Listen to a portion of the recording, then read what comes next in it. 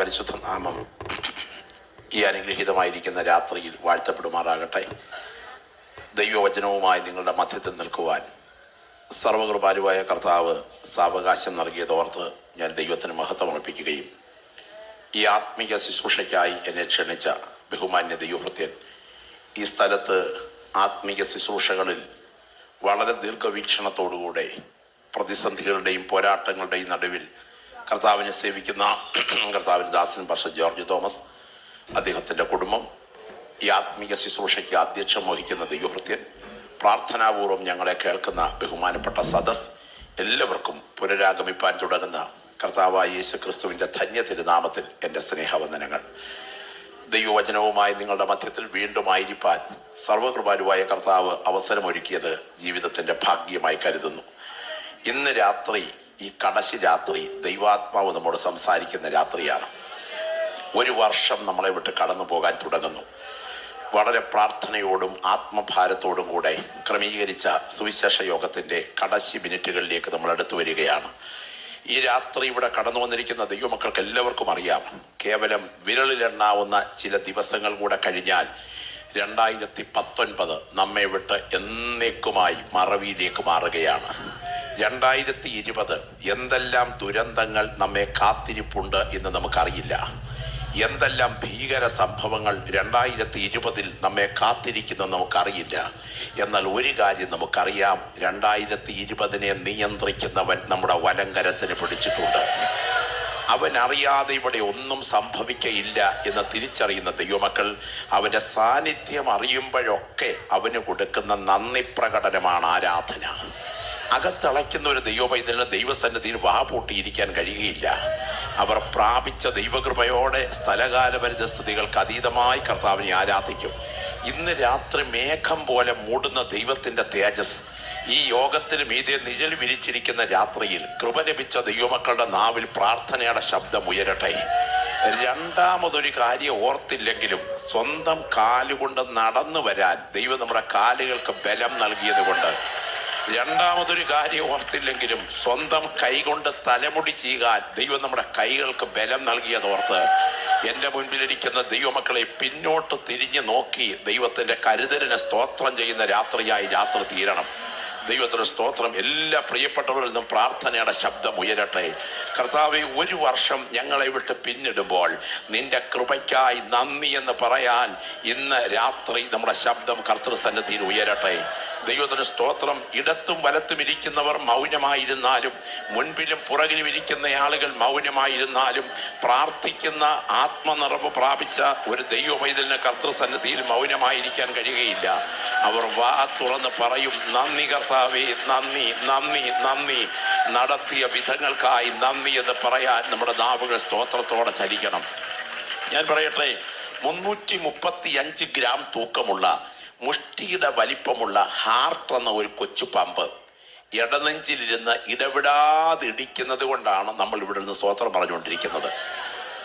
2 കാലിൽ എഴുന്നേറ്റ് നിൽക്കുകയും 2 കൈകൾ സർവതന്ത്ര സ്വതന്ത്രമായി ഉപയോഗിക്കുകയും ചെയ്യുന്ന പ്രകൃതിയിലെ ചിന്തിക്കുന്ന ജന്തുക്കളായ എൻ്റെയും നിങ്ങളുടെയും ശരീരത്തിൽ ജീവന്റെ തുടിപ്പ് നിർത്തുന്ന ആ ഇടനെഞ്ചിലെ പമ്പിംഗ് സംവിധാനം ക്രമീകരിച്ചത് ഏത് കരമാണ്?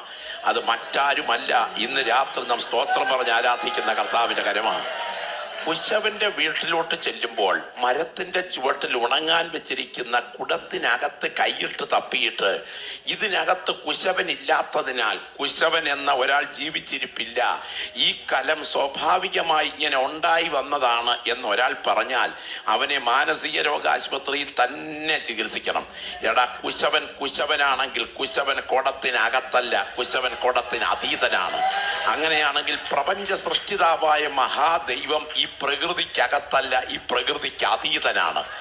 എന്നാൽ കുടത്തേലോട്ടൊന്ന് ശരിക്ക് ശ്രദ്ധിച്ചാൽ കുശവന്റെ കരവൈദഗ്ധ്യം എത്ര വലുതാണെന്ന് ഈ കുടം തെളിവാണ്. കുടം കാരണവും കുശവൻ കാര്യവുമാണെങ്കിൽ, കാര്യവും കുശവൻ കാരണവുമാണെങ്കിൽ ഇന്ന് രാത്രി ഓർക്കുക, ഈ രാത്രി നെഞ്ചത്തോട്ട് കൈവച്ച് പറയണം, ഈ കുടമാകുന്ന ശരീരത്തിന്റെ കാര്യമായ ഒരു കുശവൻ പുറകിലുണ്ട്. ഇതൊരു കാരണമാണ്. ഈ കുശവന്റെ കുടത്തിലേക്ക് നോക്കിയാൽ കുശവന്റെ കരവൈദഗ്ധ്യം അറിയാം. അതുകൊണ്ട് തന്നെ സ്തോത്രം ചെയ്ത് ആരാധിക്കണം. 335 ഗ്രാം തൂക്കമുള്ള മുഷ്ടിയുടെ വലിപ്പമുള്ള ഹാർട്ട് എന്ന ഈ കൊച്ചു പാമ്പ് കേട്ടോ, 1 മിനിറ്റിൽ 72 തവണ ഈ മാംസസഞ്ചി സ്പന്ദിക്കും. 72 തവണ 1 മിനിറ്റിൽ 72 തവണ ഇടിക്കുമ്പോൾ ഓർക്കുക, ഒരിടിപ്പിൽ 2.5 ഔൺസ് രക്തം രക്തധമനികളിലേക്ക് തള്ളിക്കയറും. 2.5 ഔൺസ് രക്തം രക്തധമനികളിൽ തള്ളിക്കയറും.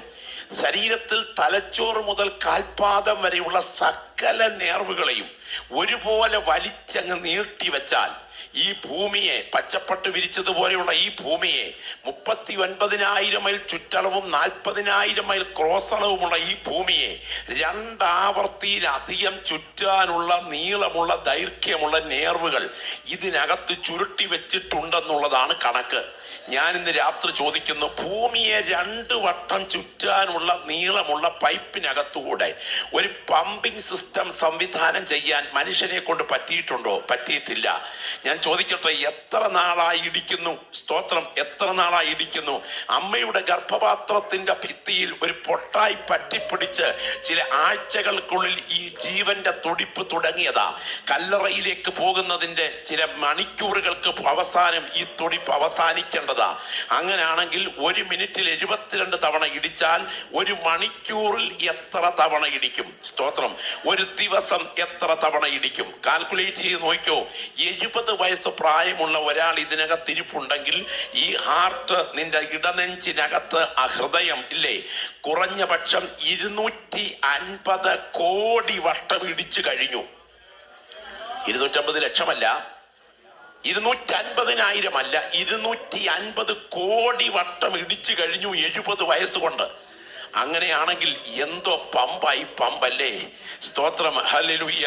കഴിഞ്ഞ രാത്രി നീ ഗാഠമായി ഉറങ്ങിയപ്പോഴും നിന്റെ ജീവന്റെ നിലനിൽപ്പിന് വേണ്ടി ഇത് ഇടനെഞ്ചിൽ പണി നടത്തിക്കൊണ്ടിരിക്കുകയായിരുന്നു കേട്ടോ. ഇന്ന് രാത്രി ഇതിനിടയിൽ 2019 ദിവസങ്ങളിൽ ഒന്നിൽ ഇതിനൊന്ന് ഇടവേള വന്ന് പണി മുടക്കിയിരുന്നെങ്കിൽ മൂക്കിൽ പഞ്ഞി വെച്ച് അടുത്ത മോർച്ചറിയിൽ ഇരുന്നേനെയും. കൃപയാൽ കണ്ണിനെ കണ്ണുനീരിൽ നിന്നും കാലിനെ ഇടർച്ചയിൽ നിന്നും ജീവനെ മരണത്തിൽ നിന്നും സൂക്ഷിച്ച് ആരോഗ്യത്തോടെ ഇന്ന് രാത്രി ഈ ഒടുവിലത്തെ ദിവസങ്ങൾക്കുള്ളിൽ ദൈവം കൊണ്ടുവന്നത് എൻ്റെ കരുത്തല്ല, ദൈവത്തിന്റെ കൃപയാണെന്ന് അകത്ത് ബോധ്യമുള്ള ഒരു ദൈവപൈതരുന്ന രാത്രി ഇതിനകത്തിരിപ്പുണ്ടെങ്കിൽ വായിൽ തെർമോമീറ്ററും കടിച്ചു പിടിച്ച് ഡോക്ടറിന്റെ മുൻപിൽ രോഗിയിരിക്കുന്നത് പോലെയല്ല, ശവക്കോട്ടയിൽ കുരിശു കുത്തിനാട്ടി നിർത്തിയിരിക്കുന്നത് പോലെയുമല്ല. പ്രാപിച്ച ദൈവകൃപയോടുകൂടെ ആത്മാവിൽ ആരാധിച്ചിട്ട് പറയണം, എന്റെ കരുത്തല്ല, നിന്റെ കൃപ, നിന്റെ കൃപ. ഈ രാത്രി മേഘം പോലെ മൂടുന്ന ദൈവത്തിന്റെ തേജസ് ഈ യോഗത്തിന് മീതെ നിഴൽ വിരിക്കുന്നു. പ്രാർത്ഥിക്കുന്ന ദൈവമക്കൾ ഒന്നിച്ച് ജാഗരിക്കുന്ന രാത്രിയായി രാത്രി തീരട്ടെ. ഞാനിന്ന് രാത്രി ആത്മാവിൽ കാണുന്നു, ഈ യോഗത്തിന്റെ ഒടുവിലത്തെ രാത്രി ദൈവപ്രവർത്തിയുടെ രാത്രിയാണ്. ഈ രാത്രി ഇവിടെ ഒരു യുദ്ധം നടക്കുന്ന രാത്രിയാണ്. ദൈവമക്കളുടെ കണ്ണുകൾക്ക് കാണാൻ കഴിയത്തില്ലെങ്കിലും ആത്മ കണ്ണുകൾക്ക് കാണാം.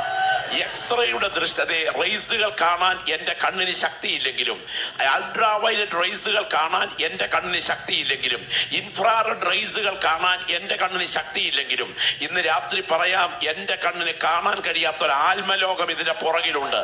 ദൈവത്തിന്റെ ദൂതന്മാർ ഇന്ന് രാത്രി കൺവെൻഷന് മീതെ പറന്നിറങ്ങിയിട്ടുണ്ട്. ഈ ദേശത്തെ അടക്കി ഭരിക്കുന്ന ഇരുട്ടിന്റെ ശക്തികളോട് ഇവിടെ ആത്മീയ പോരാട്ടം നടക്കുന്ന രാത്രിയാണ്. അത് തിരിച്ചറിയുന്ന ദൈവമക്കളുടെ നാവിൽ പ്രാർത്ഥനയുടെ ശബ്ദം ഉയരണം. ഓരോ കൃപ ലഭിച്ച ദൈവമക്കളും ആത്മാവിൽ പോരാടി പ്രാർത്ഥിച്ചു തുടങ്ങട്ടെ. ദൈവത്തിന് സ്തോത്രം, ദൈവത്തിന് സ്തോത്രം. ഈ രാത്രി നിങ്ങളുടെ വിലപ്പെട്ട ശ്രദ്ധയെ വിശുദ്ധ തിരുവെഴുത്തിലേക്ക് ഞാൻ സ്വാഗതം ചെയ്യുകയാണ്. നമുക്ക് തിരുവെഴുത്ത് തുറക്കാം. ലൂക്കോസിന്റെ സുവിശേഷം, ലൂക്കോസിന്റെ സുവിശേഷം 13-ാം അധ്യായം. എല്ലാ പ്രിയപ്പെട്ടവരും വേദഭാഗം തുറന്ന് നിങ്ങളുടെ ശ്രദ്ധയെ അതിലേക്ക് ഊന്നുവാൻ ഞാൻ ക്ഷണിക്കുകയാണ്. ലൂക്കോസിന്റെ സുവിശേഷം 13-ാം അധ്യായം, അതിന്റെ 6 മുതൽ 9 വരെയുള്ള വാക്യങ്ങൾ ശബ്ദമുയർത്തി ഒരാൾ വായിച്ച് സഹായിക്കും. ലൂക്കോസിന്റെ സുവിശേഷം 13-ന്റെ 6 മുതൽ 9 വരെ വായിച്ചാണ്. ഒരു ഉച്ചഭാഷണിയുടെ സഹായമുണ്ടെങ്കിൽ നന്നായിരുന്നു. ഒരു മൈക്രോഫോൺ കൊടുത്താൽ വളരെ ശാന്തമായി ആ ഭാഗം എടുത്ത് നിങ്ങളുടെ ചിന്ത, നിങ്ങളുടെ ശ്രദ്ധ, നിങ്ങളുടെ സ്മൃതിപദം ആ ഭാഗത്തേക്ക് കേന്ദ്രീകരിക്കുക. ലൂക്കോസിന്റെ സുവിശേഷം 13-ാം അധ്യായത്തിന്റെ 6 മുതൽ വായിച്ചാണ്. അവൻ ഈ ഉപമയും പറഞ്ഞു. അവൻ ഈ ഉപമയും പറഞ്ഞു. ഒരുത്തന് തന്റെ മുന്തിരിത്തോട്ടത്തിൽ നട്ടിരുന്ന ഒരു അത്തിവൃക്ഷമുണ്ടായിരുന്നു. അവൻ അതിൽ ഫലം തിരഞ്ഞു വന്നു, കണ്ടില്ലതാനും. അവൻ തോട്ടക്കാരനോട്, ഞാനിപ്പോൾ 3 സംവത്സരമായി ഈ അത്തിയിൽ ഫലം തിരഞ്ഞു വരുന്നു, കാണുന്നില്ലതാനും. അതിനെ വെട്ടിക്കളക, അത് നിലത്തെ നിഷ്ഫലമാക്കുന്നത് എന്തിന് എന്ന് പറഞ്ഞു. അതിന് അവൻ, കർത്താവേ, ഞാൻ അതിന് ചുറ്റും കിളച്ച് വളമിടുവോളം ഈ ആണ്ടും കൂടെ നിൽക്കട്ടെ. മേലാൽ കായ്ച്ചില്ലെങ്കിലോ ഇല്ലെങ്കിൽ വെട്ടിക്കളയാമെന്ന് ഉത്തരം പറഞ്ഞു. നമുക്ക് ഒരു നിമിഷം തലകളെ വണക്കാം, നമ്മുടെ കണ്ണുകളെ അടയ്ക്കാൻ പ്രാർത്ഥിക്കാം.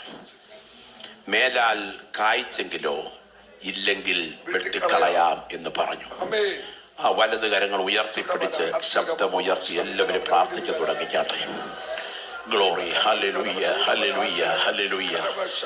നീട്ടിക്കിട്ടിയ 4ാമത്തേതും അവസാനത്തേതുമായ വർഷത്തിന്റെ ഒടുവിലത്തെ ദിവസങ്ങളാണോ ഇത്? ആർക്കറിയാം? ആ കരങ്ങൾ ഉയർത്തിപ്പിടിച്ച് കർത്താവിനോട് ശബ്ദം ഉയർത്തി പറഞ്ഞാട്ടെ, എന്നെ കഴുകണമേ കർത്താവേ. ഇന്ന് രാത്രി ഒരു സാധാരണ പ്രസംഗമല്ല ഈ പുൾപിറ്റിൽ ഉയരേണ്ടത്. ഇന്ന് രാത്രി അസാധാരണമായൊരു ദൈവശബ്ദം ഇവിടെ മുഴങ്ങണം. ഇടനെഞ്ചു പൊട്ടിക്കരയുന്ന, ചങ്കുരുകത്തക്ക വിധത്തിൽ കരയുന്ന ചില പ്രിയപ്പെട്ടവരുടെ നിലവിളിയുടെ ശബ്ദം ഇവിടെ ഉയരണം. വലത് കരങ്ങൾ ഉയർത്തിപ്പിടിച്ച് പ്രാർത്ഥിക്കാവുന്ന എല്ലാ സഹോദരങ്ങളും ആ വലത് കരങ്ങൾ ഉയർത്തിപ്പിടിച്ച് ശബ്ദം ഉയർത്തി പ്രാർത്ഥിച്ചു തുടങ്ങിക്കാട്ടെ. പരിശുദ്ധനായ ഞങ്ങളുടെ ദൈവമേ, സ്വർഗസ്ഥ പിതാവേ, സാധുക്കളും ഏഴുകളും മൺകീടങ്ങളും ബലഹീനരും അയോഗ്യരും അപാത്രരും ഏതുമില്ലാത്തവരുമായി കിടന്ന ഞങ്ങളെ തിരുമേനിയുടെ സ്നേഹത്താൽ വിടുവിച്ചടുപ്പിച്ച് ദൈവപുത്രന്റെ രക്തത്താൽ കഴുകി വിശുദ്ധീകരിച്ച് ദൂതന്മാർക്ക് പോലും സംബോധന ചെയ്യുവാൻ അധികാരമില്ലാത്ത നിലയിൽ അപ്പച്ച എന്ന് വിളിപ്പാൻ പുത്രത്വത്തിന്റെ അധികാരവും പദവിയും നൽകിയ തിരഞ്ഞെടുപ്പോർത്ത് ഞങ്ങൾ തിരുമേനിക്ക് സ്തോത്രം ചെയ്യുന്നു. ഇന്ന് രാത്രിയിൽ ജീവന്റെ വചനം വായിച്ചിരിക്കുന്നു. ഹൃദയങ്ങളോട് അങ്ങയുടെ ആത്മാവ് സംവാദിക്കണമേ. ബലഹീനനും അപ്രാപ്തനുമായി എളിയവനെ അങ്ങയെ പ്രതിനിധീകരിപ്പാൻ, അങ്ങയെ പ്രതിധ്വനിപ്പിപ്പാൻ കൃപ പകരണമേ. യേശുവിൻ നാമത്തിൽ തന്നെ കരമുയർത്തി സ്തോത്രം ചെയ്താട്ടെ. തികച്ചും ഏകാഗ്രതയോടെ വളരെ പ്രാർത്ഥനയോടെ ഈ രാത്രി നിങ്ങൾ കർത്തൃസന്നിരിക്കണം. ഞാനിവിടെ സംസാരിക്കുന്നത് എന്താണെന്ന് നിങ്ങൾക്ക് നന്നായി ഗ്രഹിക്കാൻ കഴിയണം എന്ന് ഞാൻ ആത്മാർത്ഥമായിട്ട് ആഗ്രഹിക്കുകയാണ്. നമുക്കൊക്കെ അറിയാം, നമ്മുടെ നാട്ടിൽ കലാപരിപാടികളുടെ ഭാഗമായി മിമിക്രിയും മോണാക്റ്റും ഒക്കെ നടത്താറുണ്ട്. മിമിക്രിക്കാരും മോണാക്ട് നടത്തുന്നവരും ഒക്കെ സ്റ്റേജിലെത്തിയാൽ അവരുടെ മുഖഭാവത്തിനും എന്തിന് അവരുടെ പൊരിയക്കൊടിയുടെ ചലനത്തിന് പോലും ഒരു ഹാസ്യത്തിന്റെ സ്പർശനമുണ്ട്.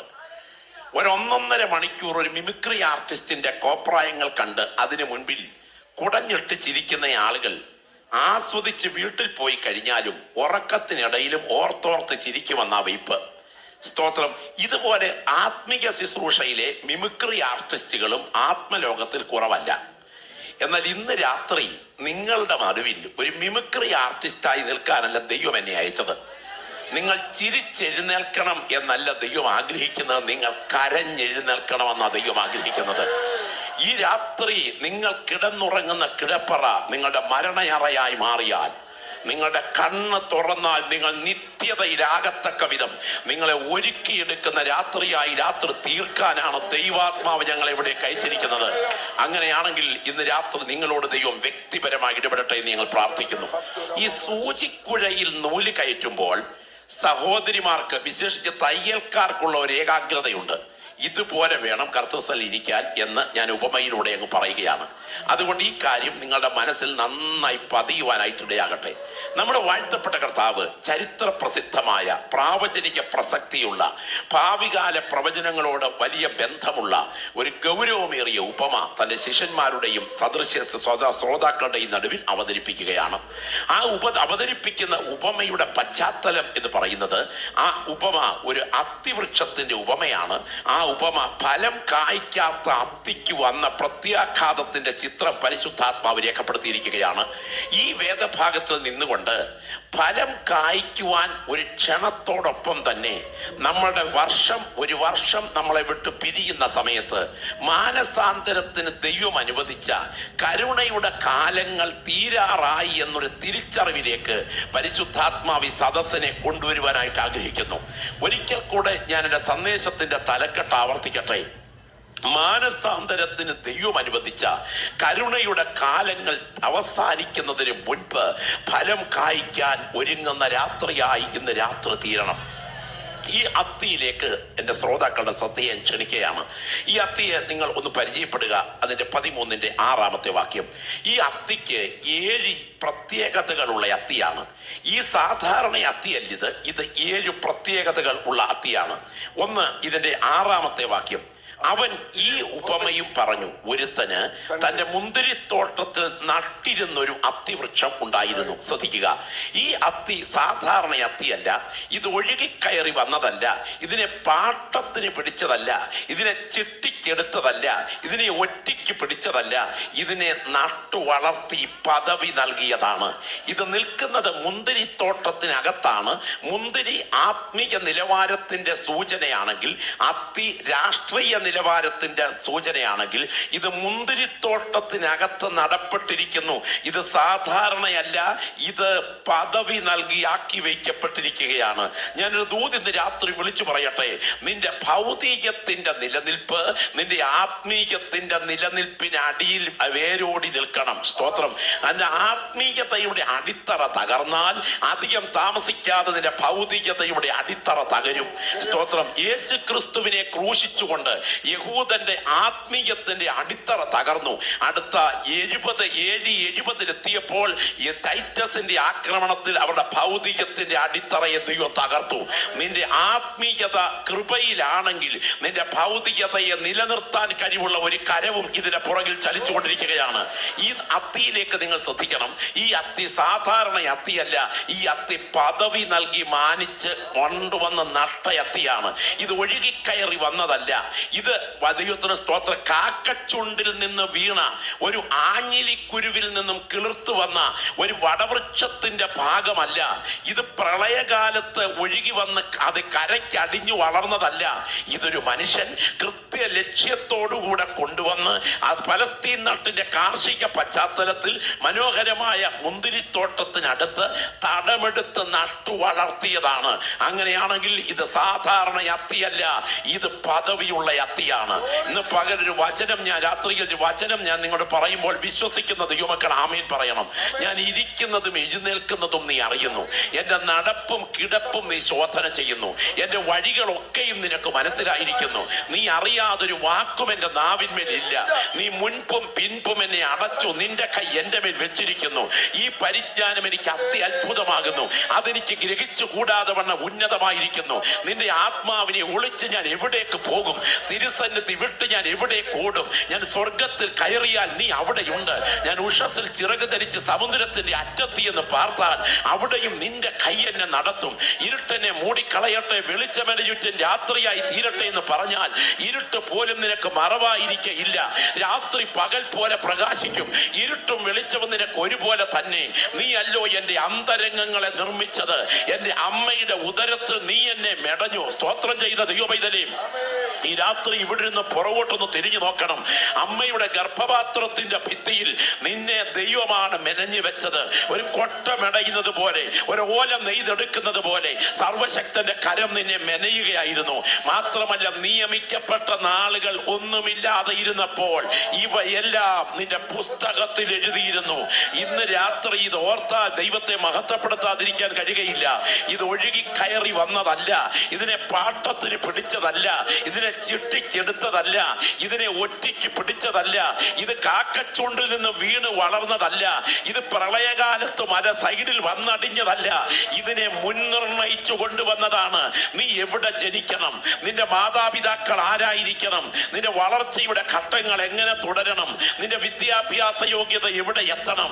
നിന്റെ വരുമാന മാർഗം എന്താകണം? നിന്റെ ഭവനം എവിടെ ഉയരണം? നിന്റെ തലമുറ ആരായിരിക്കണം? നിന്റെ ജനനത്തിന്റെ നാഴികയ്ക്കും നിന്റെ മരണത്തിന്റെ വിനാഴികയ്ക്കും ഇടയിൽ നീ കടന്നു പോകേണ്ട ജീവിത പാതയെ നേരത്തെ അറിഞ്ഞതിന് ശേഷം ഈ മണ്ണിൽ നിന്നെ ജനിക്കാൻ അനുവദിച്ച ദൈവമാണ് ഇന്ന് രാത്രി നീ സേവിക്കുന്ന ദൈവമെങ്കിൽ ലോകത്തിൽ മറ്റാർക്കും ഇല്ലാത്ത ഒരു പദ്ധതി നീ ആരാധിക്കുന്ന നിന്റെ കർത്താവിന് നിന്നെ കുറിച്ചുണ്ടെന്ന് ബോധ്യമുള്ള ദൈവമക്കൾ വിളിച്ചു പറയണം, ഞാൻ സാധാരണ അത്തിയല്ല, ഞാൻ പദവി നേടിയ അത്തിയ.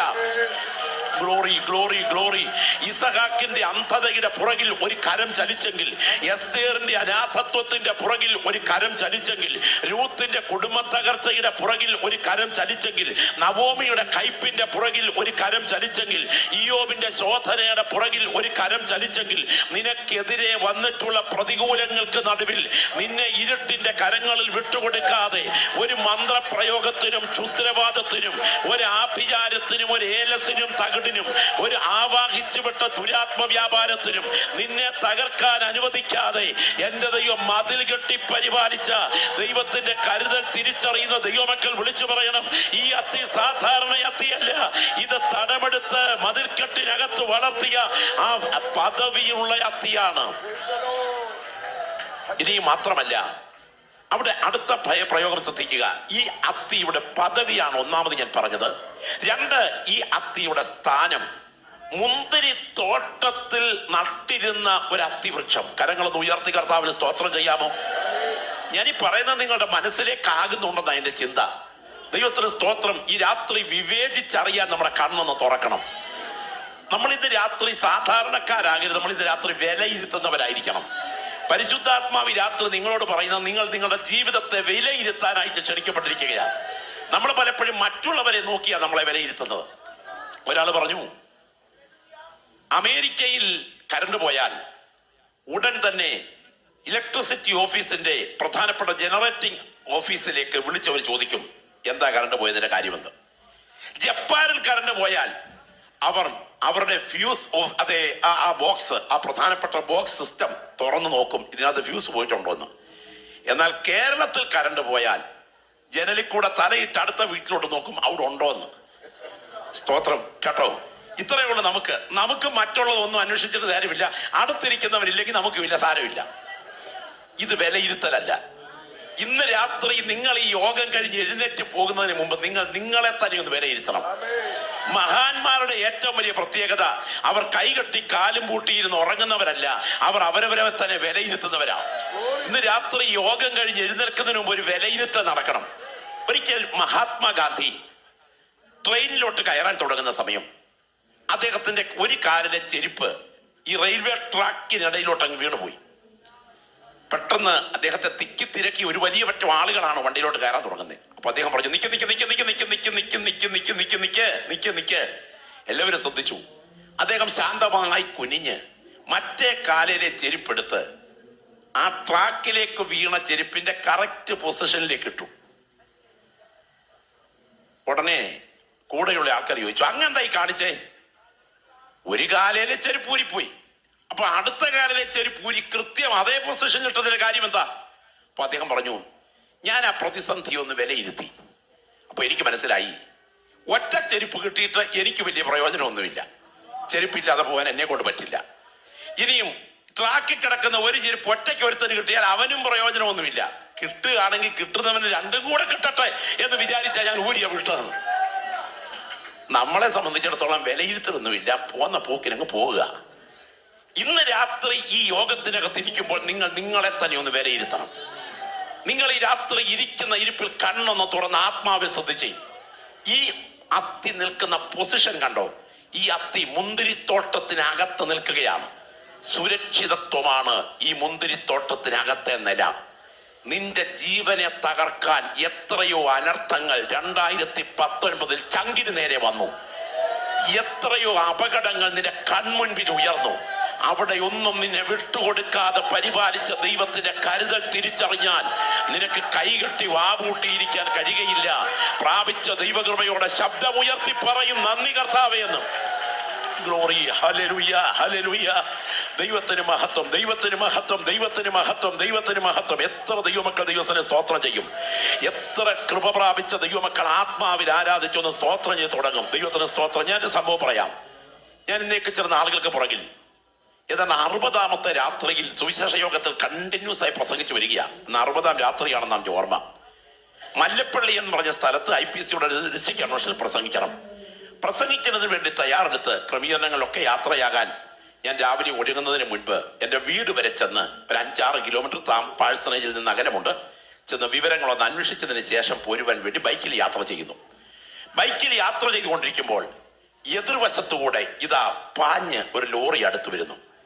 ഞാൻ സൈഡ് വഴി അകത്തോട്ട് കയറാൻ ശ്രമിക്കുമ്പോൾ ലോറിയുടെ മുകളിൽ വാരിയിട്ടിരിക്കുന്ന തടിക്കഷണങ്ങളിൽ ഒന്ന് കൂട് കെട്ടുപൊട്ടി ഒരു തടിക്കഷണം എന്റെ നെറ്റിക്ക് നേരെ വരികയാണ്.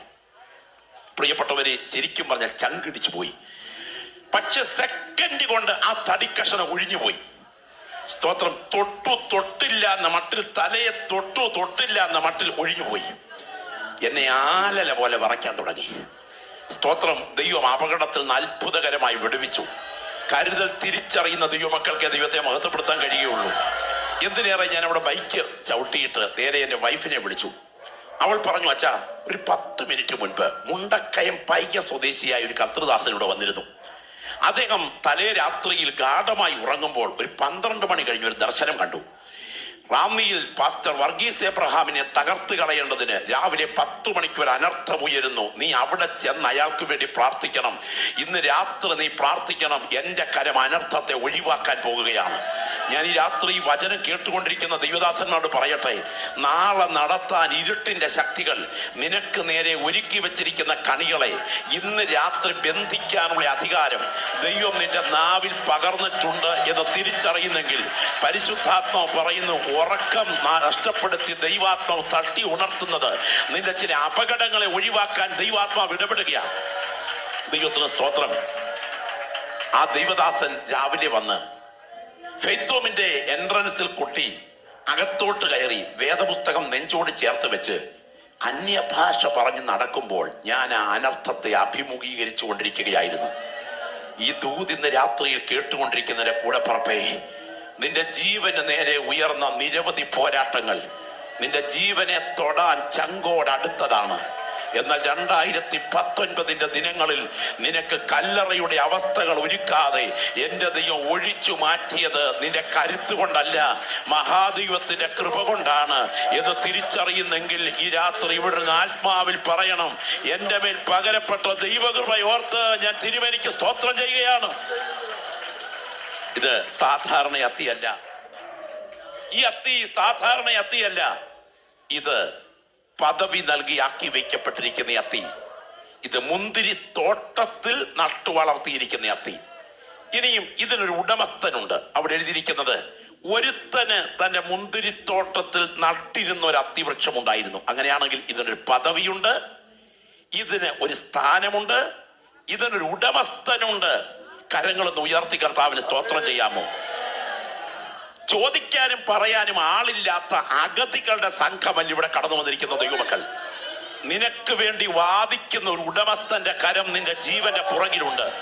പൈശാചിക ശക്തികൾ എത്ര പ്രബലമായി നിന്റെ വാഗ്ദത്വത്തിനെതിരെ പണമുയർത്തിയാലും അത് നിന്റെ ജീവനെ തൊടാതിരിക്കത്തക്ക വിധം കരുതുന്ന കരുതലിന്റെ മതിൽക്കെട്ടുകൾ തിരിച്ചറിയുന്ന ദൈവമക്കൾ പറയണം, ഞാൻ എന്റെ മേൽ വ്യാപരിക്കുന്ന അസാധാരണ ദൈവസാന്നിധ്യം തിരിച്ചറിയുന്നു. ഇത് ഒരു സാധാരണ തലമല്ല, ഇതിനൊരു ഉടമസ്ഥനുണ്ട്. ഇനിയും ദൈവത്തിന് സ്തോത്രം. പക്ഷേ അടുത്ത രംഗത്തേക്ക് പോകുമ്പോൾ 6-ാമത്തെ വാക്യത്തിൽ, അവൻ അതിൽ ഫലം തിരഞ്ഞു വന്നു. 3 സംവത്സരമായി ഞാൻ അത്തിയിൽ ഫലം തിരയുന്നു. ശ്രദ്ധിക്കുക, ഈ അത്തി എന്തിനാണ് ഇവിടെ നട്ടിരിക്കുന്നത്? ഇല കാണിച്ച് കളിപ്പിക്കാനല്ല നട്ടിരിക്കുന്നത്. പ്രത്യുൽപാദനത്തിന്റെ വിത്തുൽപാദിപ്പിക്കുവാനായിട്ടാണ് ഈ അത്തിയെ നട്ടിരിക്കുന്നത്. സ്തോത്രം. ചക്ക എന്ന് പറയുന്നത് പ്ലാവിന്റെ പ്രത്യുൽപാദനത്തിന്റെ വിത്ത. മാങ്ങ എന്ന് പറയുന്നത് മാവിന്റെ പ്രത്യുൽപാദനത്തിന്റെ വിത്ത. നെൽകൃഷിയിൽ നെല്ലുയരുമ്പോൾ അത് അടുത്ത പ്രത്യുൽപാദനത്തിന്റെ വിത്ത. രക്ഷിക്കപ്പെട്ട നിന്നെ ദൈവം ആക്കിയത് അനേകരെ രക്ഷയിലേക്ക് നയിക്കാൻ, പ്രത്യുൽപാദനത്തിന് വിത്തുൽപാദിപ്പിക്കാനാ. അങ്ങനെയാണെങ്കിൽ ഇതിന് ഫലം കായ്ക്കാൻ ആക്കി വെച്ചതാ. പക്ഷേ ഉടമസ്ഥൻ വന്ന് നോക്കുമ്പോൾ ഇതിന് 3 വർഷമായി ഫലമില്ല. ഉടനെ ഉടമസ്ഥന്റെ അധരത്തിൽ നിന്ന് ഒരു ജഡ്ജിയുടെ വിധി പ്രസ്താവന പോലെ ശബ്ദമുയരുന്നു, വെട്ടിക്കളക. എന്തിന് ഇത് നിലത്തെ നിഷ്ഫലമാക്കുന്നു? സ്തോത്രം. അപ്പോൾ ഇടയിലേക്ക് കയറി ഒരു തോട്ടക്കാരൻ ഇടപെടുകയാണ്. അരുത് കർത്താവേ, അരുത്. 1 വർഷം കൂടെ നിൽക്കട്ടെ, 1 വർഷം കൂടെ നിൽക്കട്ടെ. മേലാൽ കായ്ച്ചെങ്കിലോ, ഇല്ലെങ്കിൽ വെട്ടിക്കളയാം. ഇനിയും ഞാൻ അതിനോട് സേവനം ചെയ്യാൻ കർത്താവേ, ഞാനതിനെ കിളച്ചു വളമിടാം. സ്തോത്രം. ഇന്ന് രാത്രി ഇവിടെ ഇരിക്കുന്ന ദൈവപൈതലേ, നീ പുറകോട്ട് തിരിഞ്ഞെന്നോർത്തേ. നിന്റെ കഴിഞ്ഞു പോയ ആയുസിന്റെ ദിനങ്ങളിൽ ദൈവം കിളച്ചു വളമിട്ടത് ഓർത്താൽ നിനക്ക് മൗനമായിട്ടിരിക്കാൻ കഴിയുമോ? സ്തോത്രം. ആ ബയോപ്സി റിപ്പോർട്ട് നിന്റെ ജീവനെ തകർക്കാഞ്ഞത്, ആ ക്യാൻസർ രോഗം നിന്റെ ആയുസിനെ എടുത്തു കളയാഞ്ഞത്, ആ ഹാർട്ട് അറ്റാക്ക് നിനക്ക് കല്ലറ ഒരുക്കാഞ്ഞത്, ആ ആക്സിഡന്റ് നിന്റെ കുടുംബത്തെ കെട്ടോടെ മുടിക്കാഞ്ഞത്, നിന്റെ ചങ്കിന് നേരെ ഇറങ്ങി വന്ന അനർത്ഥത്തെ ദൈവം ഒഴിവാക്കി വിട്ടത്, ഓരോന്നും ഈ രാത്രി ഇവിടെ ഇരുന്ന വിശ്വാസത്തോടെ ഓർക്കുന്ന ദൈവമക്കൾക്ക് കൈകെട്ടി വാപൂട്ടി ഇരിക്കാൻ കഴിയുകയില്ല. ഞാൻ ഇന്ന് രാത്രി ആത്മാവിൽ കാണുന്നു മേഘം പോലെ മൂടുന്ന ദൈവത്തിന്റെ തേജസ് ഇന്ന് രാത്രി ഈ ഗ്രൗണ്ടിന് മീതെ നിഴൽ വിരിച്ചു നിൽക്കുകയാണ്. പരിശുദ്ധാത്മാവ് ഇവിടെ ചില വൻക്രിയകൾ ചെയ്യുന്ന രാത്രിയാണ്.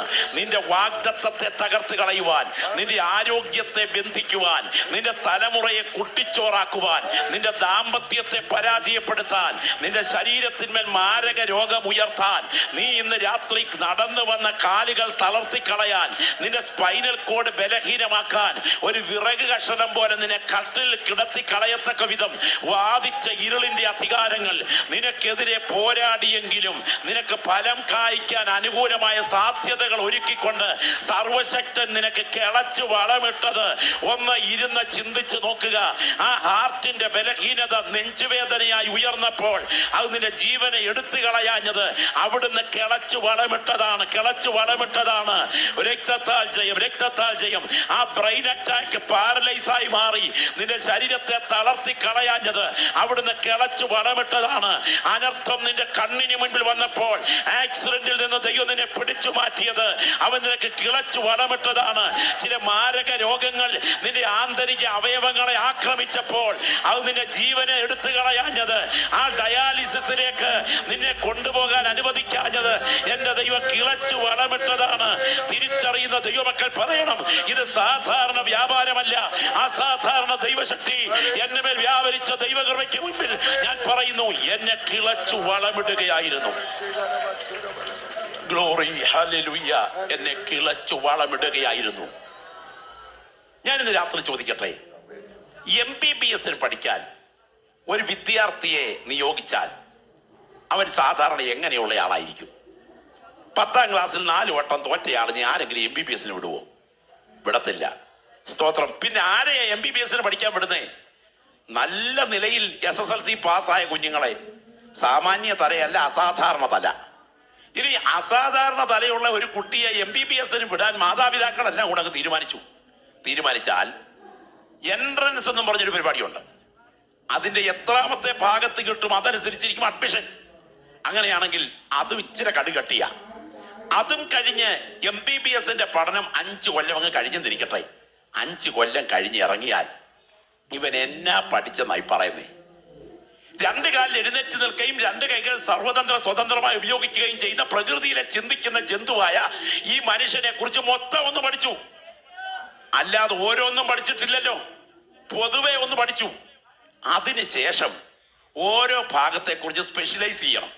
എന്ന് പറഞ്ഞാൽ ഹാർട്ടിനെ കുറിച്ച് സ്പെഷ്യലൈസ് ചെയ്യുന്നവൻ കാർഡിയോളജിസ്റ്റ്, സ്കിന്നിനെ കുറിച്ച് സ്പെഷ്യലൈസ് ചെയ്യുന്നവൻ സ്കിൻ സ്പെഷ്യലിസ്റ്റ്, ആന്തരിക അവയവങ്ങളെ കുറിച്ച് സ്പെഷ്യലൈസ് ചെയ്യുന്നവൻ ഗ്യാസ്ട്രോ എൻട്രോളജിസ്റ്റ്, ENT കുറിച്ച് സ്പെഷ്യലൈസ് ചെയ്യുന്നവൻ ENT സ്പെഷ്യലിസ്റ്റ് അല്ലേ? അങ്ങനെ ഓരോന്നും സ്പെഷ്യലൈസ് ചെയ്ത് പഠിച്ച് അതിന്റെ ഡോക്ടർമാരാകും.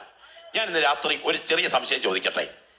5 വർഷം കൊണ്ട് MBBS കഴിഞ്ഞ് പുറത്തിറങ്ങിയിട്ട് ഹാർട്ടിനെ കുറിച്ച് സ്പെഷ്യലൈസ് ചെയ്ത് പഠിച്ച് കാർഡിയോളജിസ്റ്റ് ആയി, സ്കിന്നിനെ കുറിച്ച് സ്പെഷ്യലൈസ് ചെയ്ത് പഠിച്ച് സ്കിൻ സ്പെഷ്യലിസ്റ്റ് ആയി, ENT കുറിച്ച് സ്പെഷ്യലൈസ് ചെയ്ത് പഠിച്ച് ENT സ്പെഷ്യലിസ്റ്റ് ആയി, ബോർഡിനെ കുറിച്ച് സ്പെഷ്യലൈസ് ചെയ്ത് പഠിച്ച് ബോർഡ് സ്പെഷ്യലിസ്റ്റ് ആയി. ഇങ്ങനെ തലമുടി മുതൽ കാൽപാദം വരെയുള്ള സകല കാര്യങ്ങളെ കുറിച്ച് സ്പെഷ്യലൈസ് ചെയ്ത് പഠിച്ച ഒറ്റ ഡോക്ടറെ കാണിച്ചു തരാമോ? കണഞ്ഞാങ്കുടുക്കമുള്ള ഈ തല കൊണ്ട് ഈ കൊച്ചു ജീവിയുടെ ശരീരത്തിന്റെ എല്ലാ അവയവങ്ങളും പഠിച്ചു തീർക്കാൻ ഒരായുസ് കൊണ്ട് കഴിയത്തില്ലെങ്കിൽ ഇതിനെ മണ്ണിൽ മെനഞ്ഞ മഹാദൈവത്തിന്റെ പരമബുദ്ധി ഒന്ന് ഓർത്താൽ ഇവിടെ ഇരിക്കുന്ന നിനക്ക് കൈകെട്ടിയിരിക്കാൻ കഴിയുകയില്ല. ഇവിടെ ആരാധിക്കുന്ന നീ വിളിച്ചു പറയും, എന്റെ ദൈവത്തിന്റെ കരുതൽ എത്ര വലുത്. ഞാൻ ഇന്ന് രാത്രി ചോദിക്കട്ടെ, ശ്രദ്ധിക്കണേ. 25,000 കോടി നാഡീകോശങ്ങളും 15,000 ഇന്നർ ക്രോസ് കണക്ഷനും നിറഞ്ഞതാണ് തലച്ചോർ എന്ന 1.5 കിലോ ഭാരമുള്ള ചെറുലോകം. 25,000 നാഡീകോശങ്ങൾ, 15,000 ഇന്നർ ക്രോസ് കണക്ഷൻ, 1.5 കിലോ ഭാരമുള്ള ഒരു ബോർഡിൽ സെറ്റ് ചെയ്യാൻ കഴിവുള്ള ഒരു ഇലക്ട്രീഷ്യനെ നിങ്ങൾക്ക് കാണിച്ചു തരാമോ? സ്തോത്രം. ഇനിയും ഈ തലയുടെ സിസ്റ്റങ്ങൾ മാത്രം പ്രവർത്തിക്കത്തക്ക വിധം സങ്കീർണമായ ഒരു കമ്പ്യൂട്ടർ ക്രമീകരിച്ചു വയ്ക്കണമെങ്കിൽ നയാഗ്ര വെള്ളച്ചാട്ടത്തിലെ വെള്ളം മൊത്തം ഉപയോഗിച്ചെങ്കിലേ ആ കമ്പ്യൂട്ടർ പ്രവർത്തിപ്പിക്കാനുള്ള ഇലക്ട്രിസിറ്റി ഉൽപ്പാദിപ്പിക്കാൻ കഴിയൂ. അത്രമാത്രം ബൃഹത്താണ് ഇതെന്ന് പറയുമ്പോൾ ഒരു കാര്യം ഓർക്കുക, ഇതിനെ സംവിധാനം ചെയ്ത മഹാദൈവത്തിന്റെ കരവൈദഗ്ധ്യം ഓർത്താൽ പ്രാർത്ഥിക്കുന്ന എനിക്കും നിനക്കും മൗനമായിരിക്കാൻ പറ്റില്ല. സ്തോത്രം. ഞാൻ ചോദിക്കട്ടെ, ആ തലച്ചോറിന്റെ ഓടിയൊഴുകുന്ന ചെറിയ രക്തധമനികൾക്കകത്ത് അല്ലെങ്കിൽ ചെറിയ നേർവുകൾക്കകത്ത് ഒരു ക്ലോട്ടിങ് വീണിരുന്നെങ്കിൽ പാസ്റ്ററേ എന്ന് മൊത്തം പറയാനിടയാകാതെ പാഷറേ എന്ന് മാത്രം വായിൽ കൂടെ തുപ്പല് തെറിക്കത്തക്ക വിധത്തിൽ പറഞ്ഞ് മൂക്കിലും വായിലും കൂടെ ഈളയും തുപ്പലും ഒലിപ്പിച്ച് നീ ഒരു വിറക് കഷണം പോലെ കട്ടിലേക്ക് കിടന്നേനേമല്ലോ. എന്നാൽ കൃപയാൽ നിന്റെ ജീവന് നേരെ വന്ന അനർത്ഥങ്ങളെ ഒഴിവാക്കിക്കൊണ്ട് അവൻ 1 വർഷം കൂടെ ജീവിക്കാൻ ഭാഗ്യം തന്നിയത് നിന്റെ കഴിവ് കൊണ്ടല്ല, അവൻ നിനക്ക് കിളച്ചു വളമിട്ടതാണെന്ന് ഇന്ന് രാത്രി ഈ ഒടുവിലത്തെ ദിവസങ്ങളിൽ ചിന്തിക്കാൻ കണ്ണ് തുറന്നിട്ടുള്ള ഒരു ദൈവ പൈതൽ ഇതിനകത്തുണ്ടെങ്കിൽ ഈ രാത്രി വാ തുറന്ന് വലങ്കരം ഉയർത്തിക്കൊണ്ട് പറയണം, നീ എനിക്ക് കിളച്ചു വളമിട്ടതാ, നീ എനിക്ക് കിളച്ചു വളമിട്ടതാ. ഇന്ന് രാത്രി ഇവിടെ ദൈവശക്തി വ്യാപരിച്ചു കൊണ്ടിരിക്കുകയാ. 900 ഇരുമ്പ് രഥങ്ങളുമായി എതിരെ വരുന്ന സീസറയുടെ ശക്തിയേക്കാൾ ഈന്തലിന്റെ ചുവട്ടിൽ നിന്ന് കരയുന്ന ദെബോരയുടെ കണ്ണുനീർത്തുള്ളികൾക്ക് മുൻപിൽ ശത്രുവിന്റെ കുതിര കാലുകളെ മുറിച്ചു കളയാൻ എന്റെ ദൈവത്തിന്റെ ദൂതവ്യൂഹങ്ങൾ എഴുന്നേറ്റത് യാഥാർത്ഥ്യമാണെങ്കിൽ ഈ രാത്രി നിനക്കെതിരെ ഉയർന്നു നിൽക്കുന്ന ചിലതിനെ വെട്ടിമാറ്റിക്കൊണ്ട് നിന്റെ ജീവന് കിളച്ചു വളമിട്ട ദൈവത്തിന്റെ കരം ഇതിനെ പുറകിൽ തിരിച്ചറിയുന്ന ദൈവമക്കൾ പറയണം, ഇതൊരു സാധാരണ വൃക്ഷമല്ല, ഇത് പദവിയുള്ള വൃക്ഷമാണ്, ഇതിന് സ്ഥാനമുള്ള വൃക്ഷമാണ്, ഇത് ഉടമസ്ഥനുള്ള വൃക്ഷമാണ്, ഇത് ഉത്തരവാദിത്തമുള്ള വൃക്ഷമാണ്. പക്ഷേ ഈ വൃക്ഷത്തിന് ഫലം കായ്ക്കാൻ കഴിഞ്ഞില്ല. ഈ വിഷയം നിങ്ങൾ ഗൗരവമായി തിരിച്ചറിയണം. ഈ വൃക്ഷത്തിന് ഒരു ആയുസ് അനുവദിച്ചു. ആയുസ് അനുവദിച്ചത് എത്രയെന്നറിയാമോ? 1 വർഷം. ഞാൻ ഈ പറയുന്ന എത്ര ദൈവമക്കൾക്ക് മനസ്സിലാകുന്നുണ്ട്? 1 കൊല്ലത്തിനുള്ളിൽ ഫലം കായ്ച്ചില്ലെങ്കിൽ പുറകിൽ കോടാലി വരുന്നുണ്ട്. സ്തോത്രം. ഈ ദൂതിന്ന് രാത്രി മുഴങ്ങിക്കൊണ്ടിരിക്കുമ്പോൾ ദൈവാത്മാവ് പറയുന്നു, നിനക്കെതിരെ കോടാലി ഉയരാതിരിക്കേണ്ടതിന് കഴിഞ്ഞ വർഷത്തെ ഫലം പരിശോധിക്കുന്ന രാത്രിയായി രാത്രി തീരുന്ന രാത്രിയാകണം. ദൈവത്തിന് സ്തോത്രം, ദൈവത്തിന് സ്തോത്രം, ദൈവത്തിന് സ്തോത്രം. ഞാനിന്ന് രാത്രി ആത്മാവിൽ കാണുന്നു, സ്വർഗം ഇതിന് മീതത്തിരതെ നിഴൽ മൂടി നിൽക്കുകയാണ്.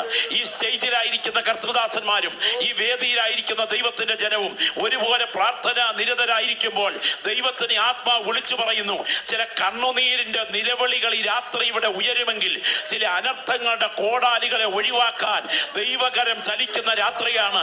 ഇരിക്കുന്ന ഇരിപ്പിൽ ഒരു പ്രസംഗം കേട്ട് ചിരിക്കാനോ സന്തോഷിക്കാനോ അല്ല, ഈ സന്ദേശം കേട്ട് നിലവിളിക്കാൻ തയ്യാറാകട്ടെ. ഫലം കായ്ക്കാൻ സജ്ജമല്ലെങ്കിൽ കോടാലി ഉറപ്പെന്ന ദൈവത്തിന് ആത്മാവ് പറയുന്നു, അതിന് മുൻപിൽ നിലവിളിക്കണം. Glory, hallelujah. ശ്രദ്ധിച്ചേ, ഈ കാര്യം നിങ്ങൾക്ക് ഏകാഗ്രതയോടെ മനസ്സിലാക്കണം. നിങ്ങൾ അകത്തോട്ട് ഒന്ന് കയറണം. ഈ ടെലഫോൺ പ്രചാരത്തിന് വരുന്നതിന് ഇന്ന് ടെലഫോൺ വ്യാപകമാണ്, ഈ സോഷ്യൽ മീഡിയ ഒക്കെ വ്യാപകമാണ്. ഇങ്ങനൊക്കെ ഇത് വ്യാപകമാകുന്നതിന് ഒരു 100 കൊല്ലം പുറകിൽ 1900-ത്തിനടുത്ത് ഇതൊന്നും സ്വപ്നം കാണാൻ കഴിയാത്ത കാലത്ത് ജീവിച്ചിരുന്ന ഒരു മനുഷ്യൻ ഉയർത്തെഴുന്നേറ്റ് വന്ന് ഇവിടെ കഴക്കൂട്ടത്തുള്ള ഒരു STD ബൂത്തിന്റെ മുൻപിൽ നിൽക്കുകയാണെന്നിരിക്കട്ടെ. ഞാൻ ഈ കാര്യം പറയുന്നത് നിങ്ങളത് മനസ്സിലാക്കുക. ഈ മനുഷ്യൻ ഉയർത്തെഴുന്നേറ്റ് വന്ന STD ബൂത്തിന്റെ മുൻപിൽ നിൽക്കുന്ന സമയത്ത് ഇത് ഒരുത്തനകത്തോട്ട് വന്ന് കയറി പുട്ടുകുറ്റി പോലെ ഒരു സാധനം എടുത്ത് ചെവിയോട് ചേർത്ത് വെച്ചു. സ്തോത്രം. എന്നിട്ട് ഒരു മാറ്റവും ഇല്ലാതെ അനങ്ങാതെ കുറച്ചു നേരം നിന്നു. പിന്നെ എന്തൊക്കെയോ ചെയ്യുന്നു. പിന്നെ ഇങ്ങനെ ചെവിയോട് ചേർത്ത് വെക്കുന്നു, അനങ്ങാ നിൽക്കുന്നു. ഇയാൾ ഇറങ്ങി അങ്ങ് പോയി. അത് കഴിഞ്ഞ് അല്പ മിനിറ്റ് കഴിഞ്ഞപ്പോൾ മറ്റൊരുത്തൻ കയറി വന്നു. അവൻ ഈ സാധനം എടുത്ത് ചെവിയോട് ചേർത്ത് വെച്ചു. അവൻ എന്തൊക്കെയോ താഴെ ചെയ്തു. അപ്പോഴൊക്കെ ഇവന്റെ മുഖത്തങ്ങ് ഭാവമാറ്റം വെളിപ്പെടുക. ഇയാളുടെ മുഖത്ത് സ്നേഹം, ഇയാളുടെ മുഖത്ത് കോപം, ഇയാളുടെ മുഖത്ത് ചിരി, ഇയാളുടെ മുഖത്ത് അത്ഭുതം ഒക്കെ ഇയാളുടെ മാറ്റം ഇങ്ങനെ മുഖത്ത് കാണുക. ഇയാൾ ചിരിക്കുന്നു, ഇയാൾ വർത്താനം പറയുന്നു, ഇയാൾ ആരോടൊന്നില്ലാത്ത പരിഹസിക്കുന്നു, സന്തോഷിക്കുന്നു. അപ്പം മറ്റേ പുള്ളി ഇങ്ങനെ ചിന്തിക്കുക, ഏതാ ഈ 100 കൊല്ലം മുമ്പ് ജീവിച്ചിരുന്ന ഉയർത്തെഴുന്നേറ്റ് വന്നയാൾ ഇങ്ങനെ ചിന്തിക്കുക, ആദ്യം കയറി വന്ന പുള്ളിക്കായിരുന്നു സോക്കേട് ഇല്ലാഞ്ഞത്. അയാൾ ക്ലിയർ ആയിരുന്നു, നല്ല ബുദ്ധിയുള്ള മനുഷ്യൻ, അനങ്ങാതെ അവിടെ നിന്നിച്ചു പോയി.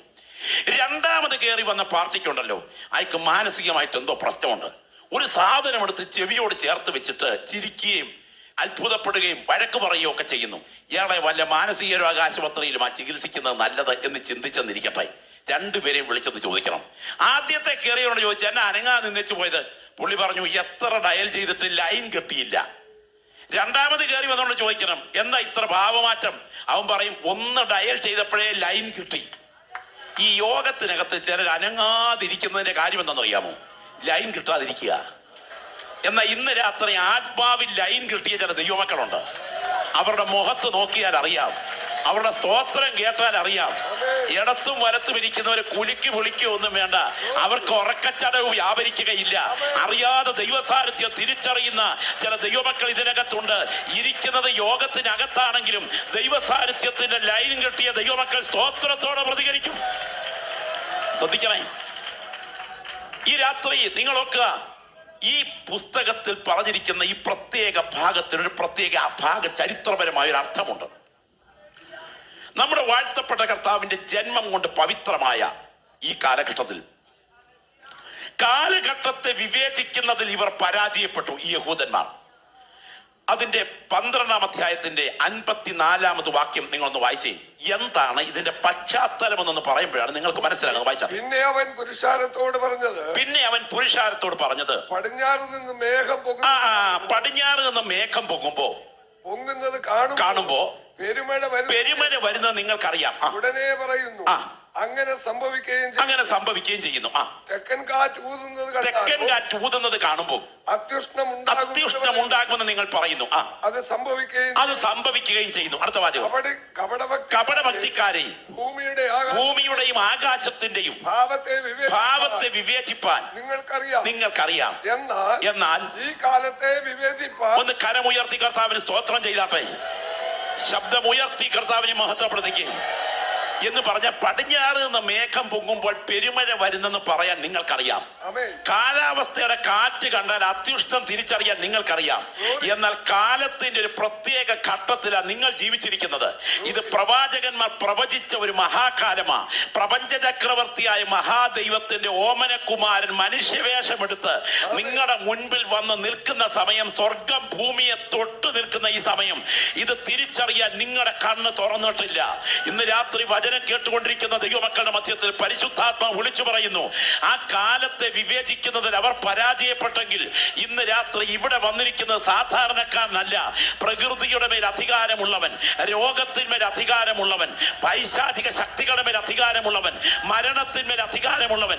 അടുത്ത ചില മിനിറ്റുകൾക്കുള്ളിൽ സെമിത്തേരിയിലേക്ക് എടുക്കേണ്ട ഒരു ഡെഡ് ബോഡിയിൽ നിന്ന് പറന്നകുന്ന പറുദീസയിൽ വിശ്രമിക്കുന്ന ആത്മാവിനെ ശരീരത്തിലേക്ക് മടക്കി വരുത്താൻ കഴിവുള്ള നസ്രായൻ അവൻ ഇറങ്ങി വന്നിരിക്കുന്ന കാഴ്ച തിരിച്ചറിയാൻ അവർക്ക് കഴിയാതിരുന്നത് പോലെ എന്നെ മുന്നിലിരിക്കുന്ന പ്രിയപ്പെട്ടവർ പരാജയപ്പെട്ടിരിക്കുന്നു കാലത്തെ വിവേചിക്കാൻ.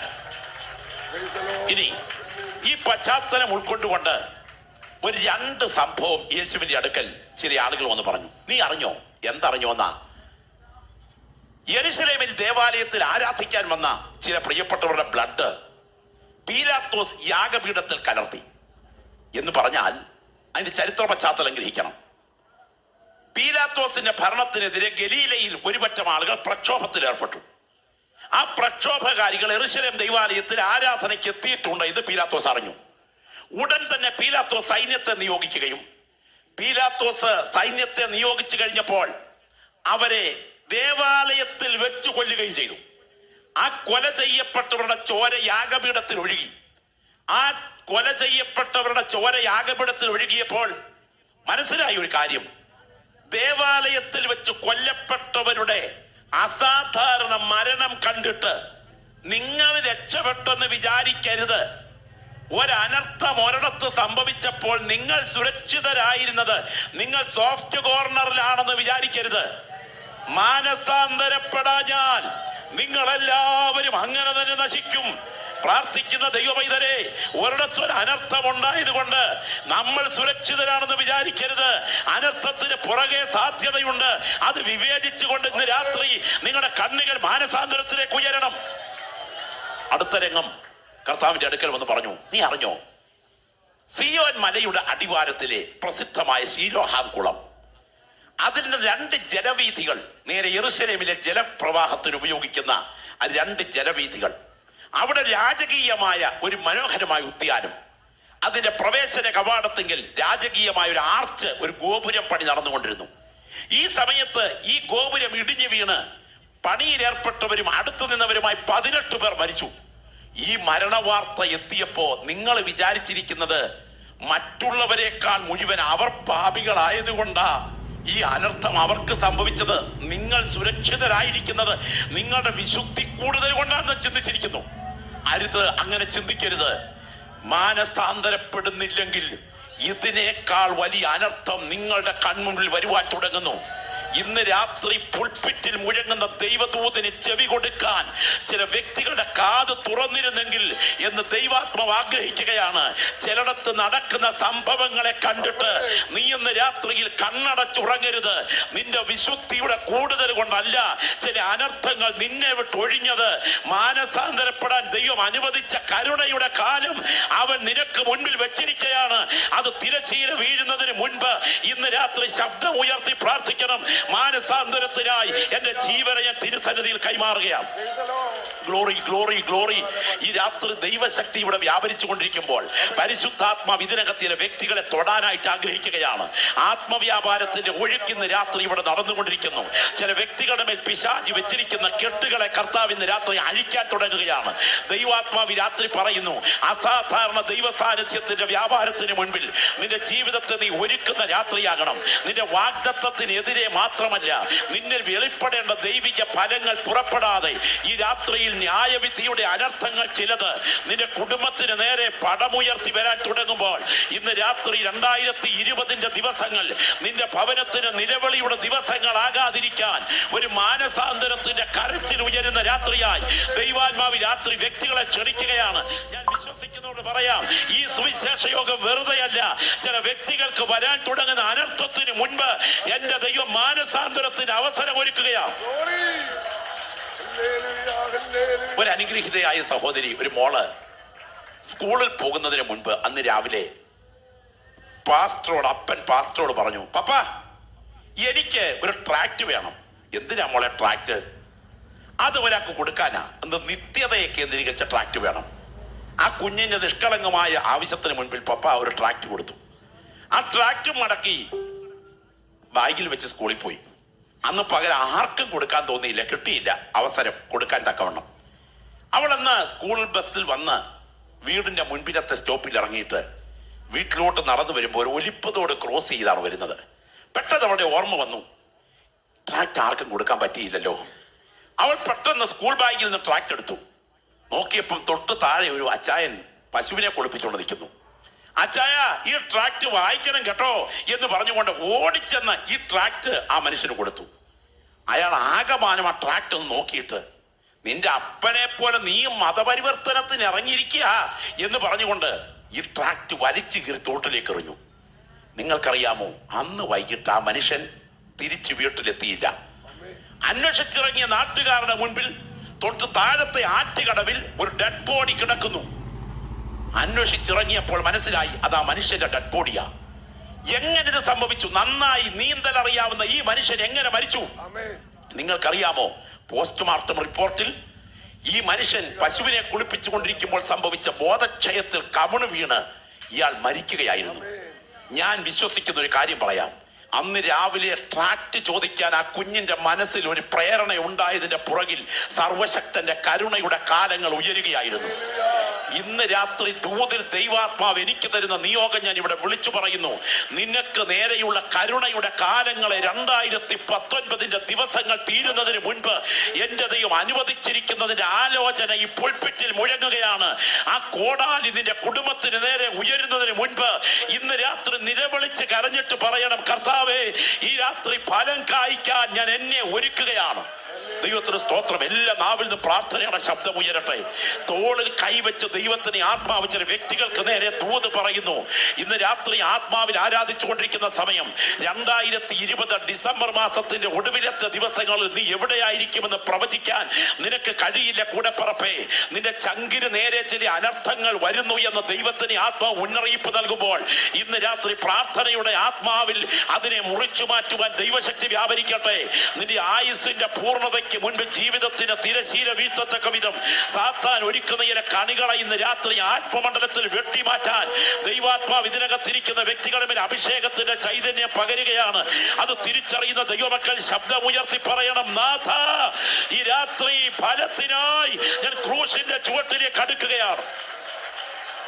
നമുക്കറിയാം, ശ്രദ്ധിക്കണേ, നമ്മുടെ വാഴ്ത്തപ്പെട്ട കർത്താവ് പഠിപ്പിച്ച ചരിത്ര പ്രസിദ്ധമായ ഗിരിപ്രഭാഷണത്തിന്റെ ഒടുവിലത്തെ സമയം.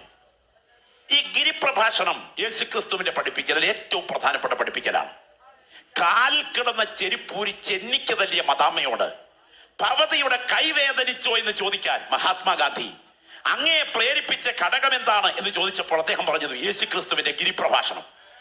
ഇന്ന് രാത്രി പറയട്ടെ, ഇതുവല്ലോ നമ്മളെ സ്വാധീനിച്ചിട്ടുണ്ടോ? ഗിരിപ്രഭാഷണത്തിൽ കർത്താവ് തള്ളപ്പെടാൻ തുടങ്ങുന്നവരുടെ അവകാശവാദത്തെ കുറിച്ച് ഇങ്ങനെ പറഞ്ഞത്, കർത്താവെ, നിന്റെ നാമത്തിൽ ഞങ്ങൾ ഭൂതങ്ങളെ പുറത്താക്കുകയും രോഗികളെ സൗഖ്യമാക്കുകയും വിവിധ വീര്യപ്രവർത്തികൾ ചെയ്തില്ലയോ എന്ന് ആ നാളിൽ പലരും എന്നോട് പറയും. ഞാൻ അവരോട്, ഞാൻ നിങ്ങളെ അറിഞ്ഞിട്ടില്ല, അധർമ്മം പ്രവർത്തിക്കുന്നവരെ എന്നെ വിട്ട് പോകുവിനെന്ന് തീർത്തു പറയും. അന്തിമ വിധി ദിവസം തള്ളപ്പെടാൻ തുടങ്ങുന്നവരുടെ അവകാശവാദത്തിൽ തള്ളപ്പെടാൻ പോകുന്ന കൂട്ടരാരാണെന്ന് ചിന്തിച്ചാൽ കത്തോലിക്കരാണോ, യാക്കോബക്കാരാണോ, CSI ആണോ, CNI ആണോ, ഇവാഞ്ചലിക്കലാണോ, പത്യമാണോ, പെന്തിക്കോസ് ആണോ, IPC ആണോ, ചർച്ച് ഓഫ് ഗോഡ് ആണോ, ഷാരോനാണോ, ദീപ് പെന്തിക്കോസ് ആണോ, ഫ്രീ പെന്തിക്കോസ് ആണോ, കാൽവറി ആണോ, കല്ലുമലയാണോ എന്നൊന്നും തിരിച്ചു നോക്കണ്ട. ഒരു കാര്യം, കൃപാവരങ്ങളുടെ വിനിയോഗത്താൽ ശുശ്രൂഷകളിൽ പ്രയോജനപ്പെട്ടിട്ട് നിത്യതയിൽ തള്ളപ്പെടുക എന്ന് പറഞ്ഞാൽ കൊച്ചു കാര്യമല്ല, ഒരു വലിയ അനർത്ഥമാണ്. ദൈവത്തിന് സ്തോത്രം. തിരിച്ചറിയുന്ന ദൈവമക്കളുടെ കണ്ണ് ഇന്ന് രാത്രി തുറക്കുന്ന രാത്രിയാകണം. Glory, hallelujah. രാത്രി ശ്രദ്ധിക്കണേ, മലന്ന് കടന്ന് തുപ്പിയ മാറത്തെ വീഴൂ. അതുകൊണ്ട് പെന്തിക്കോസ്ത് പ്രസംഗവേദികളിൽ പെന്തക്കോസ്തുകാരെ കുറ്റം പറയുന്നത് എനിക്ക് ഒട്ടും ഇഷ്ടമല്ല. ദൈവം നമുക്ക് തന്നിരിക്കുന്ന പദവി ഓർത്ത് ഞാൻ ദൈവത്തിന് സ്തോത്രം ചെയ്യുന്നു. എന്നാൽ ഒരു കാര്യം പ്രത്യേകം ശ്രദ്ധിക്കണം. മുകളിൽ കർത്താവ് പറഞ്ഞൊരു വാചകം, വൃക്ഷത്തെ ഫലം കൊണ്ട് തിരിച്ചറിയാം. സ്തോത്രം. അങ്ങനെയാണെങ്കിൽ ഇവർക്ക് ഫലം ഇല്ലായിരുന്നു, ഇവർക്ക് വരം ഉണ്ടായിരുന്നു. എന്തുണ്ടായിരുന്നു? വരം. എന്നുണ്ടായിരുന്നു? വരം ഉണ്ടായിരുന്നു. എന്തില്ലായിരുന്നു? ഞാൻ ഇന്ന് രാത്രി ചോദിക്കട്ടെ, കർത്തൃദാസന്മാർ, ഇവിടെ ശുശ്രൂഷിക്കുന്ന അനുഗ്രഹിത കർത്തൃദാസം ഉൾപ്പെടെ നിങ്ങളൊക്കെ ചർച്ചുകളിൽ പ്രാർത്ഥനയും കൂടിവരവുകളും കൺവെൻഷനും ഒക്കെ നടത്തുന്നവരാ. നമ്മൾ ഈ യോഗത്തിൽ ആൾക്കാരെ വിളിക്കുന്നത് വരം കണ്ടിട്ടാണോ ഫലം കണ്ടിട്ടാണോ? നമ്മൾ യോഗത്തിന് ആളിനെ വിളിക്കുന്നത് വരം കണ്ടിട്ടാണോ ഫലം കണ്ടിട്ടാണോ? വരം കണ്ടിട്ടാ. ഞാനിവിടെ ഇന്ന് രാത്രി നിൽക്കുമ്പോൾ ഇവിടെ വരം കണ്ടിട്ട് വിളിച്ചതാ. ശുശ്രൂഷയിൽ വെളിപ്പെടുന്ന വരം കണ്ടിട്ട് വിളിച്ചതാ. വരം കാണാൻ എത്ര നേരം വേണം? ഫലം കാണാൻ എത്ര നേരം വേണം? അരമണിക്കൂർ കൊണ്ട് ആളിന്റെ വരം അറിയാം. പക്ഷെ ഫലം അറിയണമെങ്കിൽ വീട്ടിൽ 2 ആഴ്ച താമസിപ്പിക്കണം. ഒരു ഭക്തൻ ഒരിക്കൽ പറഞ്ഞു, ഞാൻ എന്നെ അറിയുന്ന പോലെ എന്നെ എല്ലാവരും പറഞ്ഞിരുന്നെങ്കിൽ എന്നെ ആരും എങ്ങും കയറ്റുകയായിരുന്നെന്ന്. ചിലരെയൊക്കെ ചിലയിടത്തൊക്കെ കയറ്റി താമസിപ്പിച്ചാൽ മനസ്സിലാകും വരമേ ഉള്ളൂ, ഫലം ഒട്ടും ഇല്ലെന്ന്. ചിലരെ വീട്ടിൽ കയറ്റാൻ കൊള്ളാത്തവരാണെന്ന് മനസ്സിലാകും. ദൈവത്തിന് സ്തോത്രം. എന്നാൽ ഇന്ന് രാത്രി ഒരു കാര്യം പ്രത്യേകം തിരിച്ചറിയണം. വരം വെളിപ്പെടുത്തിയില്ലേ കോടാലി ഇല്ല, പക്ഷെ ഫലം വെളിപ്പെടുത്തിയില്ലേ കോടാലി ഉറപ്പാ. ഈ ദൂതിന്ന് രാത്രി തിരിച്ചറിയുന്ന എത്ര ദൈവമക്കൾ ഇവിടെയുണ്ട്.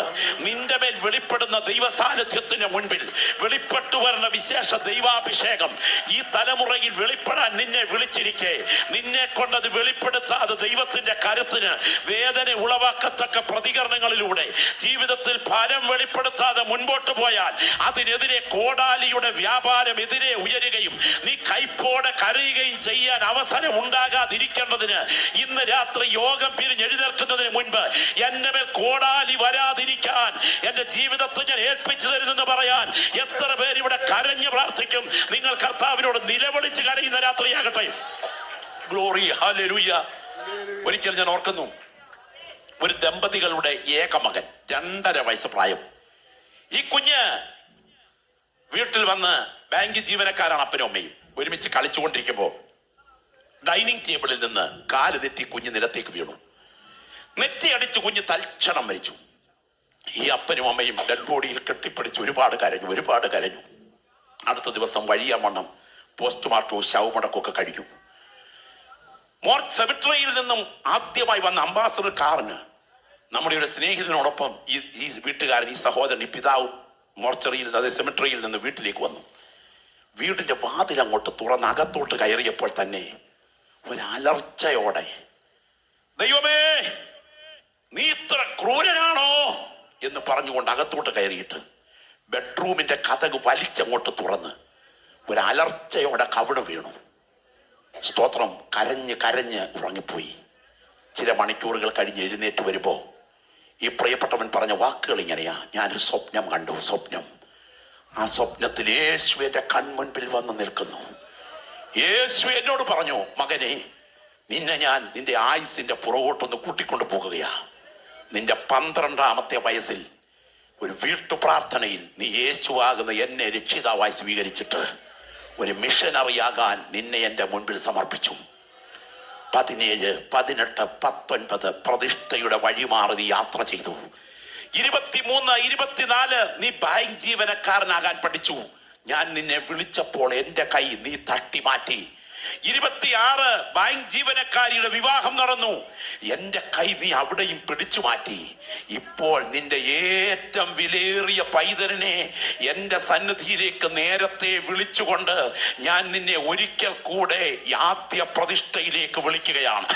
ഇന്ന് രാത്രി ഈ ദൂതി പുൾപിറ്റിൽ മുഴങ്ങിക്കൊണ്ടിരിക്കുമ്പോൾ കർത്തൃ സന്നിധിയിൽ എടുത്ത ചില തീരുമാനങ്ങൾക്ക് വിപരീതമായി ജീവിതത്തിൽ സംഭവിച്ച ചുവടുവയ്പ്പുകൾ കണ്ടുകൊണ്ട് ജ്വലിക്കുന്ന ചില ദൃഷ്ടികൾ ഇവിടെ ചുറ്റിത്തിരിയുന്നു. 10,000-കണക്കിന് മീനോടുന്ന ഗലീല കടലിൽ ചതുർദ്രഹ്മപ്പണം കുടലിൽ കുരുങ്ങിയ അതെ ആ കണ്ണുകൾ, കണ്ട കണ്ണ് ഇന്ന് രാത്രി കൺവെൻഷൻ എത്തിയിട്ടുണ്ട്. നിന്റെ ജീവിതത്തോടുള്ള ബന്ധത്തിൽ കവിണ് വീണ് കരയാൻ കർത്താവ് രാത്രി വിളിക്കുകയാണ്. ഫലം പുറപ്പെടുവിക്കാത്ത അത്തിയോ, നിനക്ക് തൊട്ടുപുറകിൽ കോടാലിയുണ്ട്. നിലവിളിച്ച് കരയാതിരിക്കണമെങ്കിൽ ഇന്ന് രാത്രി യോഗം തീരുന്നതിന് മുൻപ് ശബ്ദമുയർത്തി കരഞ്ഞിട്ട് പറ, കർത്താവേ, എന്റെ ആയുസ് ഞാൻ നിന്റെ കൈകളിൽ തരികയാണ്. നിങ്ങൾ ശ്രദ്ധിച്ചേ, ഇത് കർത്താവ് പറയുമ്പോ 4ാമത്തെ കൊല്ലം, 3 വർഷത്തെ ഫലം തിരയൽ കഴിഞ്ഞ് 4ാമത്തെ വർഷം ഈ അത്തിക്ക് നീട്ടിക്കൊടുത്തത് അവസാനത്തെ കൊല്ലമാണ്. പക്ഷേ 3.5 കൊല്ലം, 4ാം കൊല്ലം തികയുന്നതിന് മുൻപ് ഇത് പറഞ്ഞ തോട്ടക്കാരനെ അവർ കൊന്നു ക്രൂശിച്ചു. സ്തോത്രം. നിങ്ങൾ ഇത് രാത്രി ശ്രദ്ധിച്ച് കേൾക്കണം. ഞാൻ അവസാനിപ്പിക്കാൻ പോകുന്നതിന് മുമ്പ് ഈ അത്തിയുടെ ചുവട്ടിൽ സർവശക്തന്റെ കോടാലി വീണു. ഇന്ന് രാത്രി ഞാൻ അതുകൊണ്ട് വിശദീകരിക്കാൻ സമയമെടുത്താൽ മണിക്കൂറുകൾ പറയേണ്ടി വരും.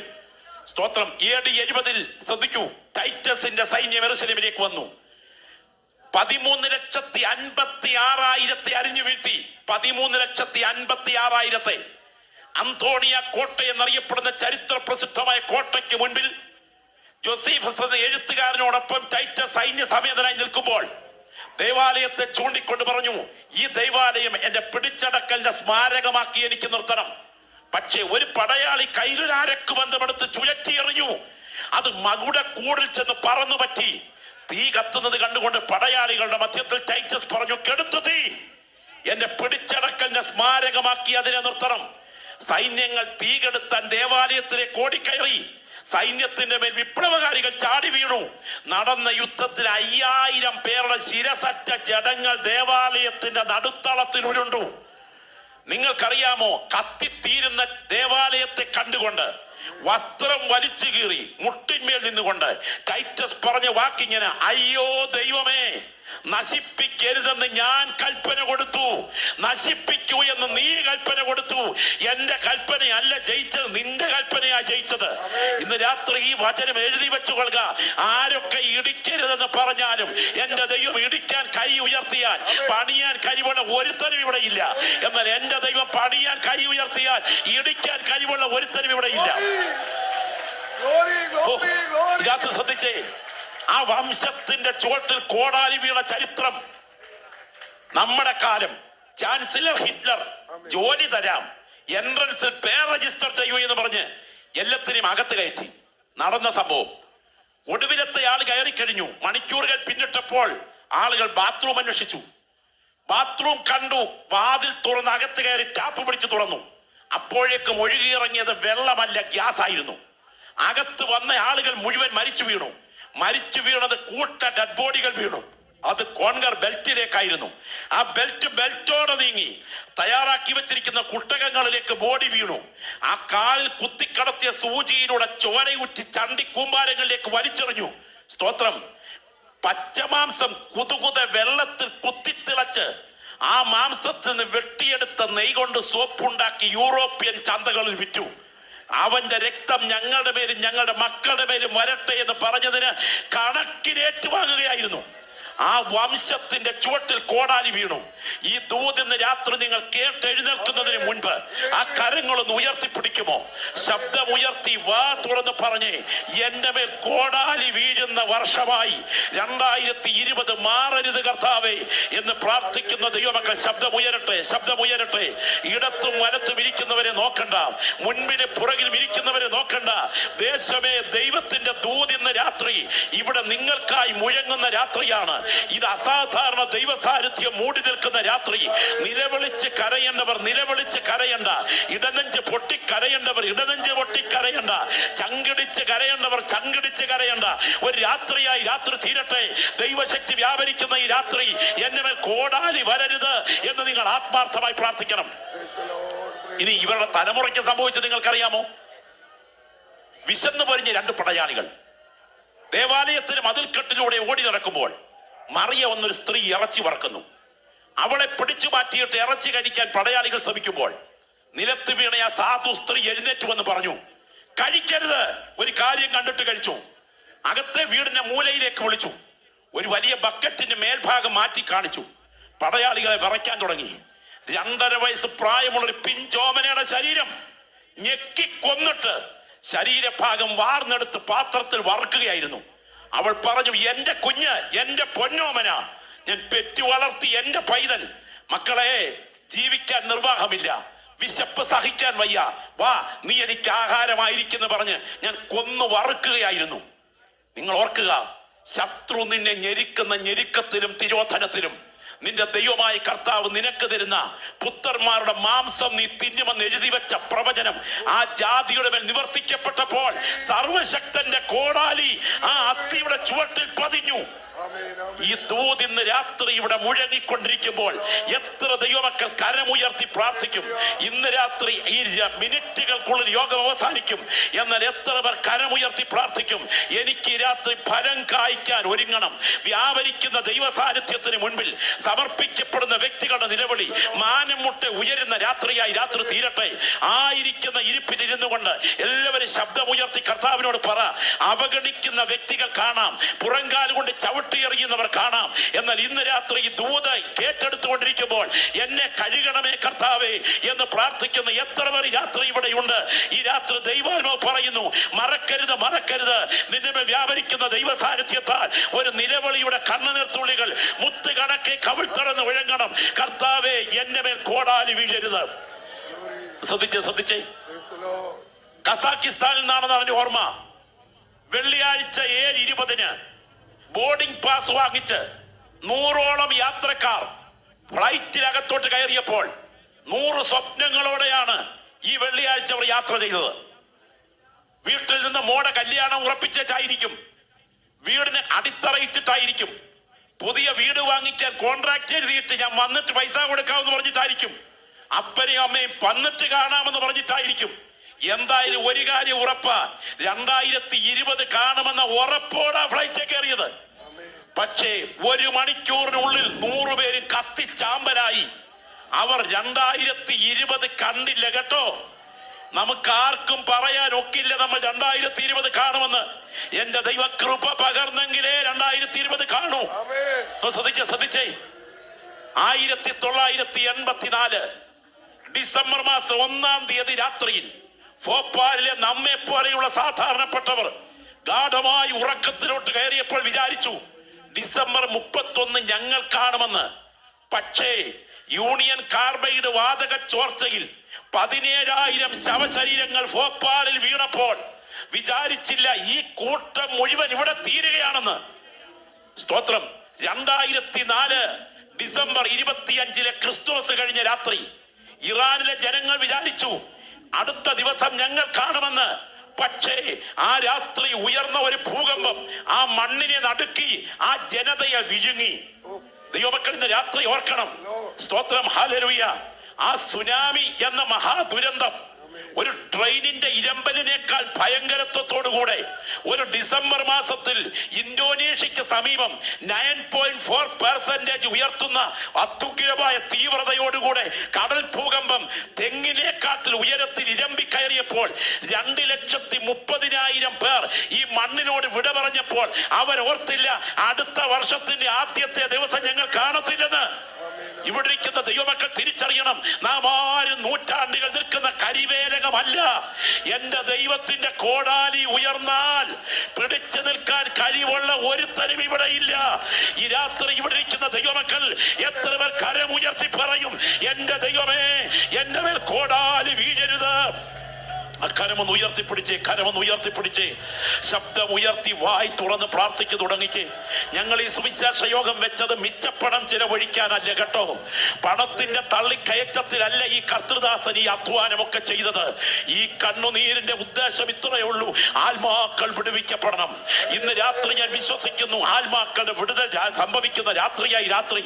ആ കരങ്ങൾ ഉയർത്തിപ്പിടിച്ചുകൊണ്ട് ശബ്ദം ഉയർത്തി നിലവിളിച്ച് കരയാൻ തയ്യാറുള്ള ദൈവമക്കൾ വായി തുറന്ന് പ്രാർത്ഥിച്ചു തുടങ്ങുന്ന രാത്രിയാകട്ടെ, രാത്രിയാകട്ടെ. ഗ്ലോറി. രക്തത്താൽ ജയം, രക്തത്താൽ ജയം, രക്തത്താൽ ജയം.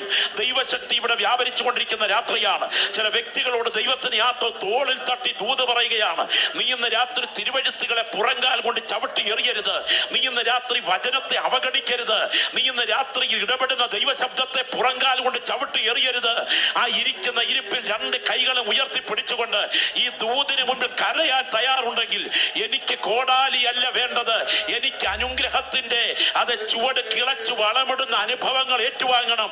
എന്റെ നാഥ, എന്റെ നാഥ, എന്റെ നാഥ, പ്രതീക്ഷിച്ചതുപോലെ ഞാൻ 2019 ഫലം കായ്ച്ചില്ല.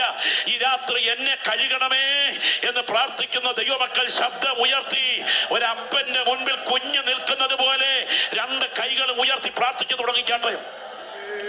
ഓ രക്തത്താൽ ജയം, രക്തത്താൽ ജയം, രക്തത്താൽ ജയം, രക്തത്താൽ ജയം, രക്തത്താൽ ജയം, രക്തത്താൽ ജയം. ദേശം പരിഹസിച്ചാലും സമൂഹം വിടക്കെന്ന് കണ്ടാലും ആളുകൾ അപമാനിച്ചാലും ഒരു കർത്തൃദാസൻ കണ്ണുനീരോടുകൂടെ ഈ യോഗമൊക്കെ ക്രമീകരിക്കാൻ ഇവിടെ കഷ്ടപ്പെടുമ്പോൾ അതിന്റെ പുറകിൽ ആ ദൈവദാസന്റെ സന്ദേശങ്ങൾക്കും ശുശ്രൂഷകൾക്കും നിങ്ങൾ ആർക്കുന്നില്ലെങ്കിൽ ഈ കല്ലുകൾ ആർത്ത് വിളിക്കുന്ന ഒരു ദിവസം വരുന്നുണ്ട്.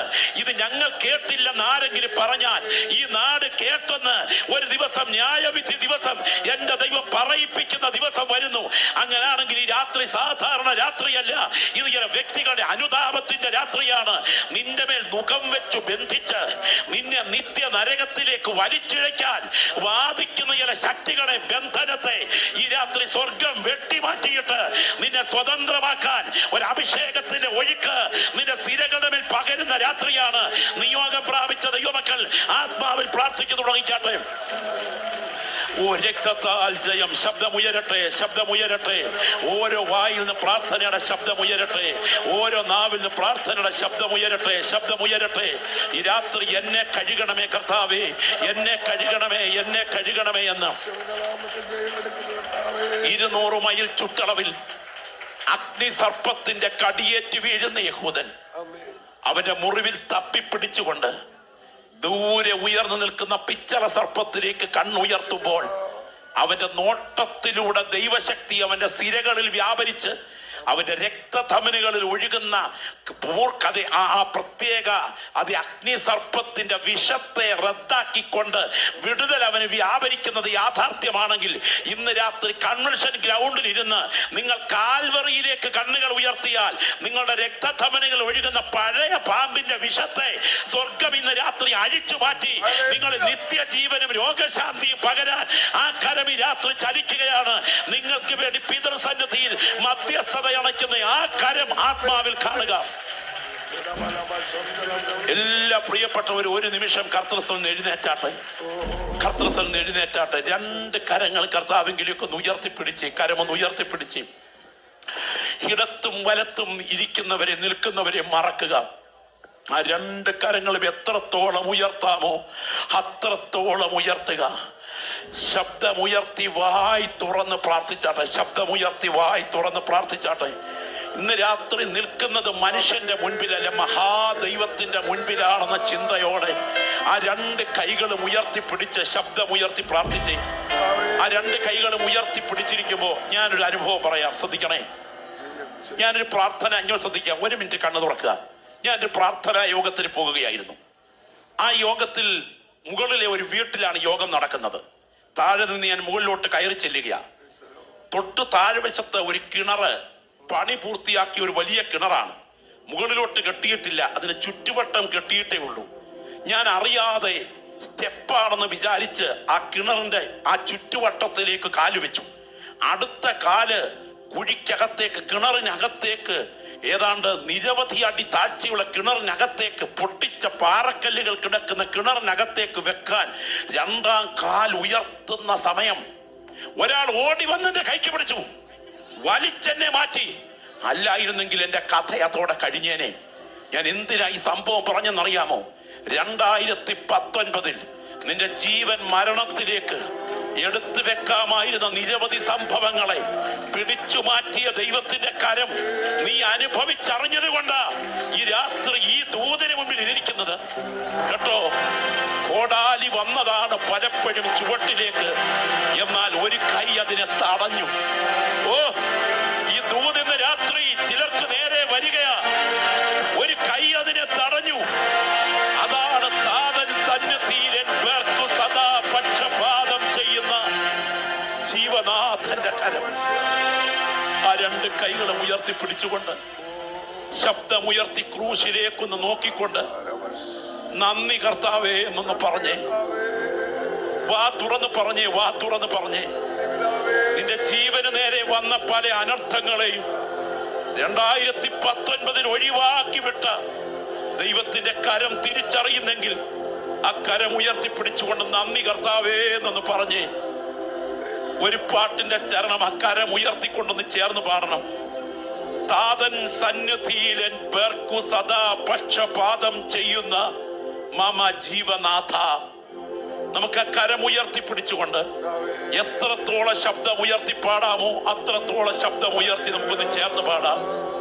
താതൻ സന്നിധിയിലൻ പേർക്കു സദാ പക്ഷപാതം ചെയ്യുന്ന മമ ജീവനാഥ.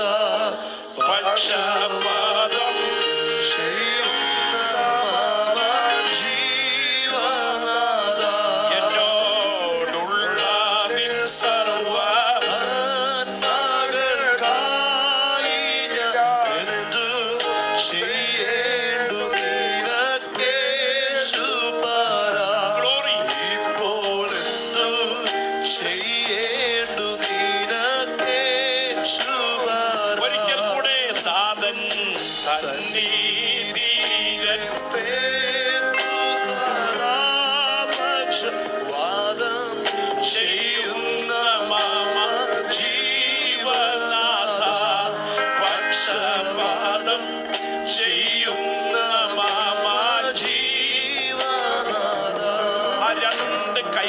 നെഞ്ചോടൊന്ന് ചേർത്ത് വെച്ച് അപ്പന്റെ മുൻപിൽ കുഞ്ഞ് നിൽക്കുന്നത് പോലെ, അമ്മയുടെ മുൻപിൽ പൈതൽ നിൽക്കുന്നത് പോലെ വാ തുറന്ന് കർത്താവിനോടൊന്ന് സംസാരിച്ച്. ഈ രാത്രി ഒരു സാധാരണ രാത്രിയല്ല. ഇന്ന് രാത്രി മുഴങ്ങിയിരിക്കുന്ന ഒരു സാധാരണ ദൂതുമല്ല. വ്യക്തികളോട് ദൈവത്തിന് ആത്മാവി രാത്രി ഇടപെടുന്ന വിപിൽ പ്രബോധനമാണ് ഇവിടെ മുഴങ്ങിയത്. ആ നെഞ്ചോട് ചേർത്ത കൈകളോടുകൂടെ നാഥാ, നാഥാ, ഫലം കായ്ക്കേണ്ട സമയം ഞാൻ ഫലം കായ്ക്കാതെ പോയി. കിളച്ചു വളമിട്ടത് ഞാൻ ഓർക്കുന്നു, ഫലം കായ്ച്ചിട്ടില്ല. ഈ രാത്രിയിൽ ദൈവഭയത്തോടെ ഞാൻ ക്രൂശിന്റെ ചുവട്ടിൽ വീഴുകയാണ്. നീ എന്നെ കഴുകണമേ കർത്താവേ, എന്നെ കഴുകണമേ. എന്റെ ആയുസ്സിന്റെ ദിനങ്ങൾ നിനക്ക് വേണ്ടി മാത്രമാണ്. ഇന്ന് രാത്രി ഒരു പുതിയ പ്രതിഷ്ഠയ്ക്കായി എന്റെ ജീവിതത്തെ കൈമാറുന്നു. ഇന്ന് വരെ ഇല്ലാത്തൊരു മാനസാന്തരത്തിന്റെ സമർപ്പണം എന്നിൽ ഉയരുകയാണ്. ദൈവദാസനെ, എനിക്ക് പ്രാർത്ഥന ആവശ്യമുണ്ട്. എന്റെ ആയുസ്സിൽ 2019 ഇതുവരെ എടുക്കാത്ത ചില തീരുമാനങ്ങൾ ഇന്ന് രാത്രി ഞാൻ കൈക്കൊള്ളുകയാണ്. എനിക്ക് പ്രാർത്ഥന വേണം, എനിക്ക് പ്രാർത്ഥന വേണം എന്ന് ആഗ്രഹിക്കുന്നവർ ആ വലത് കരങ്ങൾ ഉയർത്തിപ്പിടിച്ചാട്ടെ. ഞാൻ ഇന്ന് രാത്രി നിങ്ങൾക്കായി പ്രാർത്ഥിക്കാൻ തുടങ്ങുന്നു. ഞാൻ പറഞ്ഞല്ലോ, ഇതൊരു സാധാരണ ദൂതായി അവഗണിക്കരുത്. ഈ കൺവെൻഷന്റെ ഒടുവിലത്തെ രാത്രിയുടെ ഒടുവിലത്തെ മിനിറ്റുകൾ, ഇറാഖിലെ ജനങ്ങൾക്ക് ഭൂകമ്പത്തിന് മുൻപ് കോടാലി വരുന്ന കാര്യം തിരിച്ചറിഞ്ഞില്ല. സുനാമി ദുരന്തത്തിൽ 2,30,000 പേർ ഒരു മണ്ണിനോട് വിട പറഞ്ഞപ്പോൾ കോടാലി വരുന്ന കാര്യം അവർ തിരിച്ചറിഞ്ഞില്ല. ഭോപ്പാൽ വിഷവാതക ദുരന്തത്തിൽ ഒരു വലിയ പറ്റം ജനങ്ങൾ മണ്ണിനോട് യാത്ര പറഞ്ഞപ്പോൾ കോടാലി വരുന്നത് അവർ തിരിച്ചറിഞ്ഞില്ല. എന്തിന് യഹൂദ ജനങ്ങൾക്ക് നേരെ വിധിയുടെ കോടാലി വരുന്നവർ തിരിച്ചറിഞ്ഞില്ല. ഇന്ന് രാത്രി ഈ ദൂത് ഇവിടെ മുഴങ്ങിക്കൊണ്ടിരിക്കുമ്പോൾ എന്റെ ജീവിതത്തെ ഞാൻ യേശുവിന്റെ കൈകളിൽ സമർപ്പിക്കുന്നു. എനിക്കെതിരെ വിധിയുടെ കോടാലി ഉയരാൻ പാടില്ല. ന്യായവിധിയുടെ കോടാലി ഉയർത്തുന്ന സമയം ഇടയിൽ കയറി നിന്ന തോട്ടക്കാരന്റെ മധ്യസ്ഥത പോലെ ക്രൂശിൽ ചൊരിഞ്ഞ രക്തത്താൽ എനിക്ക് വേണ്ടി മധ്യസ്ഥത ചെയ്യുന്നത് ഞാൻ ഓർക്കുന്നു. ഇന്ന് രാത്രി എനിക്ക് പ്രാർത്ഥന വേണം ദൈവദാസ. ആ ഉയർന്ന കരങ്ങൾക്ക് വേണ്ടി ഞാൻ പ്രാർത്ഥിക്കാൻ തുടങ്ങുകയാണ്. ഇന്ന് രാത്രി വരെ വിശ്വാസ സ്നാനത്തിന് തീരുമാനമെടുത്തിട്ടില്ലെങ്കിൽ ചില വ്യക്തികൾ വിശ്വാസ സ്നാനത്തിന് തീരുമാനമെടുക്കുന്ന രാത്രിയാകണം. കറുവാപ്പട്ടയും ഗ്രാമ്പുവും ഏലക്കായും കൂട്ടുന്ന തൈലമല്ല, കാത്തിരിക്കുന്ന വ്യക്തികളുടെ മേൽ പകരുന്ന അഭിഷേകമാണ് പരിശുദ്ധാത്മ വ്യാപാരമെന്ന് തിരിച്ചറിയുന്നെങ്കിൽ ഇന്ന് രാത്രി ആത്മവ്യാപാരത്തിന് തീരുമാനമെടുക്കാത്തവർ ആത്മവ്യാപാരത്തിന് തീരുമാനമെടുക്കണം. ആ പ്രതിഷ്ഠയുടെ അടയാളമായി നിങ്ങളുടെ വലത് കരങ്ങൾ ഉയർത്തിപ്പിടിച്ചിരിക്കുമ്പോൾ ഞാനിന്ന് രാത്രി നിങ്ങൾക്കായി പ്രാർത്ഥിക്കാൻ തുടങ്ങുകയാണ്. ഈ ഗ്രൗണ്ടിൽ മാത്രമല്ല ഞങ്ങൾ വ്യക്തികളെ കാണുന്നത്, ഈ വഴിയോരങ്ങളിൽ ഞങ്ങൾ വ്യക്തികളെ കാണുകയാണ്. ടെറസിന് മുകളിലാകട്ടെ, വീടിന്റെ സിറ്റ് ഔട്ടിലാകട്ടെ, സ്വകാര്യ സ്ഥലങ്ങളിലാകട്ടെ, എവിടെ ഇരുന്ന് വചനം കേട്ടുകൊണ്ടിരിക്കുന്ന കൂടപ്പുറപ്പേ, ഒടുവിലത്തെ വർഷം, 4ാമത്തെ വർഷം, ഒരാണ്ട് കൂടെ നിൽക്കട്ടെ എന്ന് പറഞ്ഞ ഇടിവിൽ നിൽക്കുന്ന വർഷം, അതിന് തിരശീല വീഴുകയാണെങ്കിൽ അനർത്ഥമാണ്, അനർത്ഥമാണ്. ഇന്ന് രാത്രി കരഞ്ഞു പ്രാർത്ഥിക്കുക, എന്നെ കഴുകണമേ, എന്നെ കഴുകണമേ, എന്നെ കഴുകണമേ. പ്രാർത്ഥിക്കുന്ന ദൈവമക്കളുടെ നിലവിളി ഒന്ന് ഉയരട്ടെ. സ്നാനപ്പെടാൻ എത്ര വട്ടം നിന്നോട് ദൈവാത്മാവ് ദൂത് പറഞ്ഞു? അവിടെയെല്ലാം പുറങ്കാലി കൊട്ട പ്രമാണം നീ തട്ടിക്കളഞ്ഞില്ലേ? ആത്മസ്നാനത്തിന് എത്രയോ ആലോചന ചെവിയിൽ മുഴങ്ങി, അവിടെയെല്ലാം വചനം നീ തിരസ്കരിച്ചില്ലേ? അനർത്ഥം വന്നതിന് ശേഷം പറഞ്ഞിട്ട് കാര്യമില്ലല്ലോ. വെട്ടിക്കളയാൻ കോടാലി ഉയരുന്നതിന് തടയുന്ന കരങ്ങൾ യേശുവിൻ നാമത്തിൽ തന്നെ. കരമെന്ന് ഉയർത്തി കർത്താവിന് സ്തോത്രം ചെയ്താട്ടെ. ശബ്ദമുയർത്തി ശക്തിയോടെ എല്ലാവർക്കും ദൈവസന്നിധിക്കാം, എല്ലാവർക്കും ദൈവസന്നിധിക്കാം.